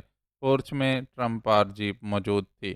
بھاری جسم والا انہیں ساتھ لیے ہوئے ایک بڑے کمرے میں پہنچ گیا۔ تشریف رکھیے اور پہلے اپنا شناختی کارڈ دکھائیے، تب آپ سے مزید بات ہو سکے گی، بھاری جسم والے نے سخت لہجے میں کہا۔ خبردار، اگر ہاتھ جیب کی طرف بڑھایا۔ اسی لمحے ایک کرخت آواز سنائی دی اور بھاری جسم والے کے ساتھ ساتھ عمران اور تنویر بھی چونک پڑے۔ عمران یہ آواز اچھی طرح پہچانتا تھا اور دوسرے لمحے اس کے لبوں پر مسکراہٹ رینگنے لگی، کیونکہ کمرے میں لانسر داخل ہو رہا تھا، اس کے ہاتھ میں مشین گن تھی، اور پھر دوسرے دروازوں سے 4 مزید افراد مشین گنیں اٹھائے اندر داخل ہو گئے۔ کیا مطلب مسٹر لانسر؟ بھاری جسم والے نے بری طرح چونکتے ہوئے پوچھا۔ یہ علی عمران ہے مسٹر ٹسکی، جس کا ذکر میں نے پہلے کیا تھا، یہ اس ڈبے کے پیچھے یہاں پہنچ گیا ہے، لانسر نے منہ بناتے ہوئے کہا۔ اوہ اچھا، بھاری جسم والے نے چونکتے ہوئے کہا اور پھر تیزی سے 2 قدم پیچھے ہٹ گیا۔ تو اس کا مطلب ہے کہ حقدار بحقدار رسید، ڈبہ تمہارے پاس پہنچ ہی گیا، عمران نے اسی طرح مطمئن لہجے میں کہا۔ ہاں، وہ ہماری چیز تھی، اس لیے قدرت نے ایک اتفاق کے ذریعے ہم تک پہنچا دی، لیکن مجھے حیرت ہے کہ تم نے اسے کس طرح ٹریس کرتے ہوئے یہاں پہنچ گئے ہو۔ لانسر نے خشک لہجے میں کہا۔ میری ناک بہت تیز ہے مسٹر لانسر، میں نے اس کی خوشبو میلوں دور سے سونگھ لی۔ تم نے میرے آدمی کو گولی مار کر میرے دل میں اپنے لیے ساری ہمدردی ختم کر دی ہے، اور اب تمہاری بہتری اسی میں ہے کہ وہ ڈبہ میرے حوالے کر دو اور اپنے آپ کو گرفتاری کے لیے پیش کر دو۔ عمران کے لہجے میں بلا کا اطمینان تھا۔ اب تمہاری لاش ہمیشہ کسی گٹر میں سڑتی رہے گی مسٹر علی عمران۔ مجھے اعتراف ہے کہ تم میں غیر معمولی صلاحیتیں موجود ہیں، لیکن مجھے تم نہیں جانتے۔ میں ناراک لینڈ کا سپر ایجنٹ ہوں، لانسر 5۔ میں نے آج تک زندگی میں کبھی کسی مشن میں ناکامی کا منہ نہیں دیکھا۔ یہی وجہ ہے کہ میرا مال خود بخود میرے پاس پہنچ گیا ہے، لانسر نے منہ بناتے ہوئے کہا۔ لیکن تم نے تو مجھے کہا تھا کہ وہ ملک سے باہر جا چکا ہے، اور تمہیں شاید یاد ہوگا کہ میں نے تمہیں یہی جواب دیا تھا کہ مجھ میں ہمت ہوئی تو میں اسے واپس حاصل کر لوں گا، اور ایک اور غلط فہمی بھی دل سے نکال دینا کہ ہم دونوں یہاں اکیلے ہیں۔ تمہاری کوٹھی اس وقت مکمل گھیرے میں ہے، عمران نے مسکراتے ہوئے کہا۔ میں نے تمہاری شکل دیکھتے ہی آدمی کو چیکنگ کے لیے باہر بھیج دیا ہے، ابھی معلوم ہو جاتا ہے۔ اور سنو، معمولی سی غلط حرکت بھی تمہاری زندگی کے سانس کم کر دے گی۔ ان سب کے نشانے بے خطا ہیں، لانسر نے منہ بناتے ہوئے کہا۔ اسی لمحے ایک آدمی اندر داخل ہوا، اس کے ہاتھ میں بھی مشین گن تھی۔ باہر کوئی آدمی نہیں ہے، یہ دونوں دو کاروں میں یہاں پہنچے ہیں، اور بس۔ آنے والے نے بڑے اعتماد بھرے لہجے میں کہا۔ اوکے، میرے خیال میں اب زیادہ دیر اچھی نہیں ہے، لانسر نے ٹسکی کی طرف دیکھتے ہوئے کہا۔ کمال ہے، ناراک لینڈ کا سپر ایجنٹ لانسر 5 اور اتنا بزدل کہ دو نہتے افراد پر 6 مشین گنیں۔ چٹ چٹ چٹ، عمران نے برا سا منہ بناتے ہوئے کہا۔ شٹ اپ، زیادہ بکواس کی ضرورت نہیں، مسٹر ٹسکی ان دونوں کو تہہ خانے میں لے چلیے، وہاں ان کا جسم گولیوں سے چھلنی کیا جائے گا۔ یہاں فائرنگ کی آواز ہمیں کسی مشکل میں بھی ڈال سکتی ہے، لانسر نے ٹسکی سے کہا۔ ٹھیک ہے، چلو اٹھو تم دونوں، اور سنو، کسی قسم کی غلط حرکت نہ کرنا ورنہ تم جیسوں کو قتل کرتے ہماری پوری زندگی گزر گئی ہے، ٹسکی نے غراتے ہوئے کہا۔ واقعی پوری زندگی گزر گئی ہے مسٹر ٹسکی، اور جب پوری زندگی گزر جائے تو پھر آگے موت ہی ہوتی ہے، عمران نے اٹھتے ہوئے کہا۔ تنویر بھی اس کے ساتھ ہی اٹھ کھڑا ہوا تھا۔ اس کے اعصاب تن گئے تھے کیونکہ عمران کا لہجہ بتا رہا تھا کہ وہ اب ان پر جھپٹنے کے لیے تیار ہو چکا ہے۔ چلو اس دروازے کی طرف، ٹسکی نے سائیڈ دروازے کی طرف اشارہ کرتے ہوئے کہا۔ اس طرف 4 مشین گن بردار کھڑے ہوئے تھے۔ عمران نے مڑتے ہوئے تنویر کو آہستہ سے آنکھ ماری، اور پھر دونوں بڑے اطمینان سے چلتے ہوئے دروازے کی طرف بڑھ گئے۔ دروازے کے سامنے کھڑے ہوئے چاروں مسلح افراد راستہ چھوڑنے کے لیے دائیں بائیں ہو گئے۔ عمران اور تنویر جیسے ہی ان کے قریب پہنچے، ان دونوں کے جسم اچانک بجلی کی سی تیزی سے حرکت میں آئے، اور پھر اس سے پہلے کہ وہ لوگ سنبھلتے، وہ دونوں اڑتے ہوئے دروازے کی دوسری طرف جا گرے۔ ان دونوں نے ہی ایک ایک مشین گن جھپٹ لی تھی۔ فائر، لانسر نے چیختے ہوئے کہا، اور ساتھ ہی خود بھی فائر کھول دیا، لیکن کمرے میں رٹ رٹ کی مخصوص آوازوں کے ساتھ ہی انسانی چیخیں گونج اٹھیں۔ گوئی عمران اور تنویر دروازے کے سامنے ہی گرے تھے، لیکن چیخیں ان کی نہ تھیں، بلکہ لانسر کے اپنے آدمیوں کی تھیں، جو فائرنگ کی آواز سنتے ہی تیزی سے دروازے کی طرف بڑھے تھے، اور اس طرح لانسر کے فائر کی زد میں آ کر وہ چاروں ہی دروازے میں ڈھیر ہو گئے۔ عمران اور تنویر نیچے گرتے ہی بجلی کی سی تیزی سے اچھل کر دائیں بائیں ہوئے، اور اسی لمحے عمران نے سائیڈ کھڑکی میں مشین گن کی نال رکھ کر فائر کھول دیا، اور کمرے میں ایک اور چیخ ابھری۔ تنویر دوڑنا، وہ پچھلے دروازے سے دوڑ رہا ہے، عمران نے چیخ کر کہا، اور تنویر بجلی کی سی تیزی سے بھاگتا ہوا دائیں طرف بڑھ گیا۔ اسی لمحے عمران کی سائیڈ میں کھٹکا سنائی دیا تو وہ اچھل کر فرش پر گرا، اور گولیوں کی بوچھاڑ اس کے سر کے اوپر سے گزرتی چلی گئی۔ عمران نیچے گرتے ہی پانی سے نکلنے والی مچھلی کی طرح تڑپا، اور ایک بار پھر اس کی مشین گن نے شعلے اگل دیے۔ دوسرے لمحے سائیڈ کے ایک ستون کے قریب سے چیخ سنائی دی، اور پھر ایک عورت کٹے ہوئے شہتیر کی طرح لڑکھڑاتی ہوئی نیچے گری۔ اس کے ہاتھ میں بھی مشین گن تھی، یہ فیلیا تھی۔ اسی لمحے دوسری سائیڈ سے مشین گن چلنے اور ایک انسانی چیخ کی آواز سنائی دی تو عمران مشین گن اٹھائے ادھر دوڑ پڑا۔ عمران صاحب، وہ لانسر اس کمرے میں ہے، اسی لمحے تنویر نے چیخ کر کہا، اور عمران سر ہلاتا ہوا سائیڈ میں ہو گیا تاکہ اندر سے اس پر فائر نہ کھولا جا سکے۔ ٹسکی دروازے کی سائیڈ میں پڑا ہوا تھا، اس کا جسم گولیوں سے چھلنی ہو چکا تھا۔ ہتھیار باہر پھینک دو لانسر، ورنہ میں بم سے کمرہ اڑا دوں گا، عمران نے چیخ کر کہا، اور اسی لمحے مشین گن اچھل کر باہر آ گری۔ ٹھیک ہے، اب باہر آ جاؤ، عمران نے پیر کی ٹھوکر مار کر مشین گن کو ایک طرف پھینکتے ہوئے کہا۔ اور دوسرے لمحے لانسر دونوں ہاتھ سر سے اوپر اٹھائے باہر نکل آیا۔ بے بسی، مایوسی اور جھنجھلاہٹ سے اس کا چہرہ سیاہ پڑا ہوا تھا اور آنکھوں سے وحشت جھلک رہی تھی۔ میں نے فیلیا کی چیخ سنی تھی، کیا تم نے اسے مار دیا ہے؟ لانسر نے کرخت لہجے میں کہا۔ نہیں، وہ صرف زخمی ہے۔ اٹیک 1 کا ڈبہ کہاں ہے؟ عمران نے کرخت لہجے میں پوچھا۔ مجھے نہیں معلوم، پہلے مجھے فیلیا کے پاس لے چلو، لانسر نے سر ہلاتے ہوئے کہا۔ سنو لانسر، وہ وقت اور تھا، اور جب میں خاموشی سے چلا گیا تھا۔ سیدھی طرح ڈبے کے متعلق بتا دو، ورنہ میں تمہاری ایک ایک ہڈی توڑ دوں گا، عمران نے غراتے ہوئے کہا۔ کوشش کر دیکھو، میں صرف اس لیے باہر آ گیا ہوں تاکہ فیلیا کا پتہ کر سکوں، ورنہ تم جیسے قیامت تک سر پٹکتے رہیں تو لانسر پر ہاتھ نہیں اٹھا سکتے۔ لانسر کے لہجے میں بھی غراہٹ تھی۔ یہ مشین گن سنبھالو تنویر، میں ذرا اس کی ٹیڑھی دم سیدھی کر لوں، عمران نے ہاتھ میں پکڑی ہوئی مشین گن تنویر کی طرف اچھالتے ہوئے کہا، اور اس کے ساتھ ہی اس نے لانسر پر یکلخت چھلانگ لگا دی۔ لیکن لانسر بجلی کسی تیزی سے اپنی جگہ سے ہٹا اور ساتھ ہی اس کی لات حرکت میں آئی، لیکن شاید اسے عمران کی صلاحیتوں کا علم ہی نہ تھا۔ عمران نے راستے میں ہی اپنے جسم کو موڑا اور پھر لانسر کے قریب جا کر وہ الٹی کلا بازی کھا کر اس کے سر کے اوپر سے گزر کر دوسری طرف جا گرا، لیکن اسی دوران انتہائی چابک دستی سے اس نے دونوں ٹانگیں لانسر کی گردن کے گرد ڈال دی تھیں۔ اس اچانک اور غیر متوقع جھٹکے کی وجہ سے لانسر اچھل کر پشت کے بل نیچے گرا، اور اسی لمحے عمران نے ایک اور حیرت انگیز داؤ لگایا۔ اس نے دونوں ہاتھ جو زمین پر جمے ہوئے تھے، پھر اپنے جسم کے اگلے حصے کا بوجھ ڈالا اور اس کے ساتھ ہی اس کا پچھلا جسم یکلخت اوپر اٹھتا چلا گیا، اور پھر ایک جھٹکے کے ساتھ اس کی ٹانگوں میں پھنسا ہوا لانسر کا بھاری جسم فضا میں اڑتا ہوا سائیڈ کی طرف بڑھا، اور پھر یہیں سے ہی عمران اور تنویر کی بدقسمتی کا آغاز ہو گیا۔ لانسر نے اپنے اڑتے ہوئے جسم کا زاویہ یکلخت بدلا، اور پھر وہ پوری قوت سے اسی کے سائیڈ میں کھڑے تنویر کے ساتھ جا ٹکرایا۔ تنویر اور لانسر دونوں ایک زوردار دھماکے سے نیچے گرے ہی تھے کہ یکلخت لانسر کے جسم نے جھٹکا کھایا، اور تنویر کا بھاری جسم لانسر کی طرح اڑتا ہوا اٹھ کر کھڑے ہوتے عمران سے جا ٹکرایا، اور وہ دونوں ایک دوسرے سے ٹکرا کر جیسے ہی نیچے گرے، لانسر نے جھپٹ کر ایک سائیڈ پر پڑی ہوئی مشین گن اٹھا لی، لیکن اس سے پہلے کہ وہ مشین گن کی نال ان کی طرف سیدھی کرتا، عمران یکلخت اپنی جگہ سے اچھلا اور پوری قوت سے لانسر سے آ ٹکرایا۔ لانسر دھکا کھا کر پچھلی دیوار سے ٹکرایا۔ اس نے عمران کو جھٹکنے کی کوشش کی، لیکن عمران اس سے ٹکراتے ہی یکلخت خالی ہوتی ہوئی بوری کی طرح فرش پر بیٹھا، اور اس کے ساتھ ہی لانسر کے حلق سے ایک زوردار چیخ نکلی۔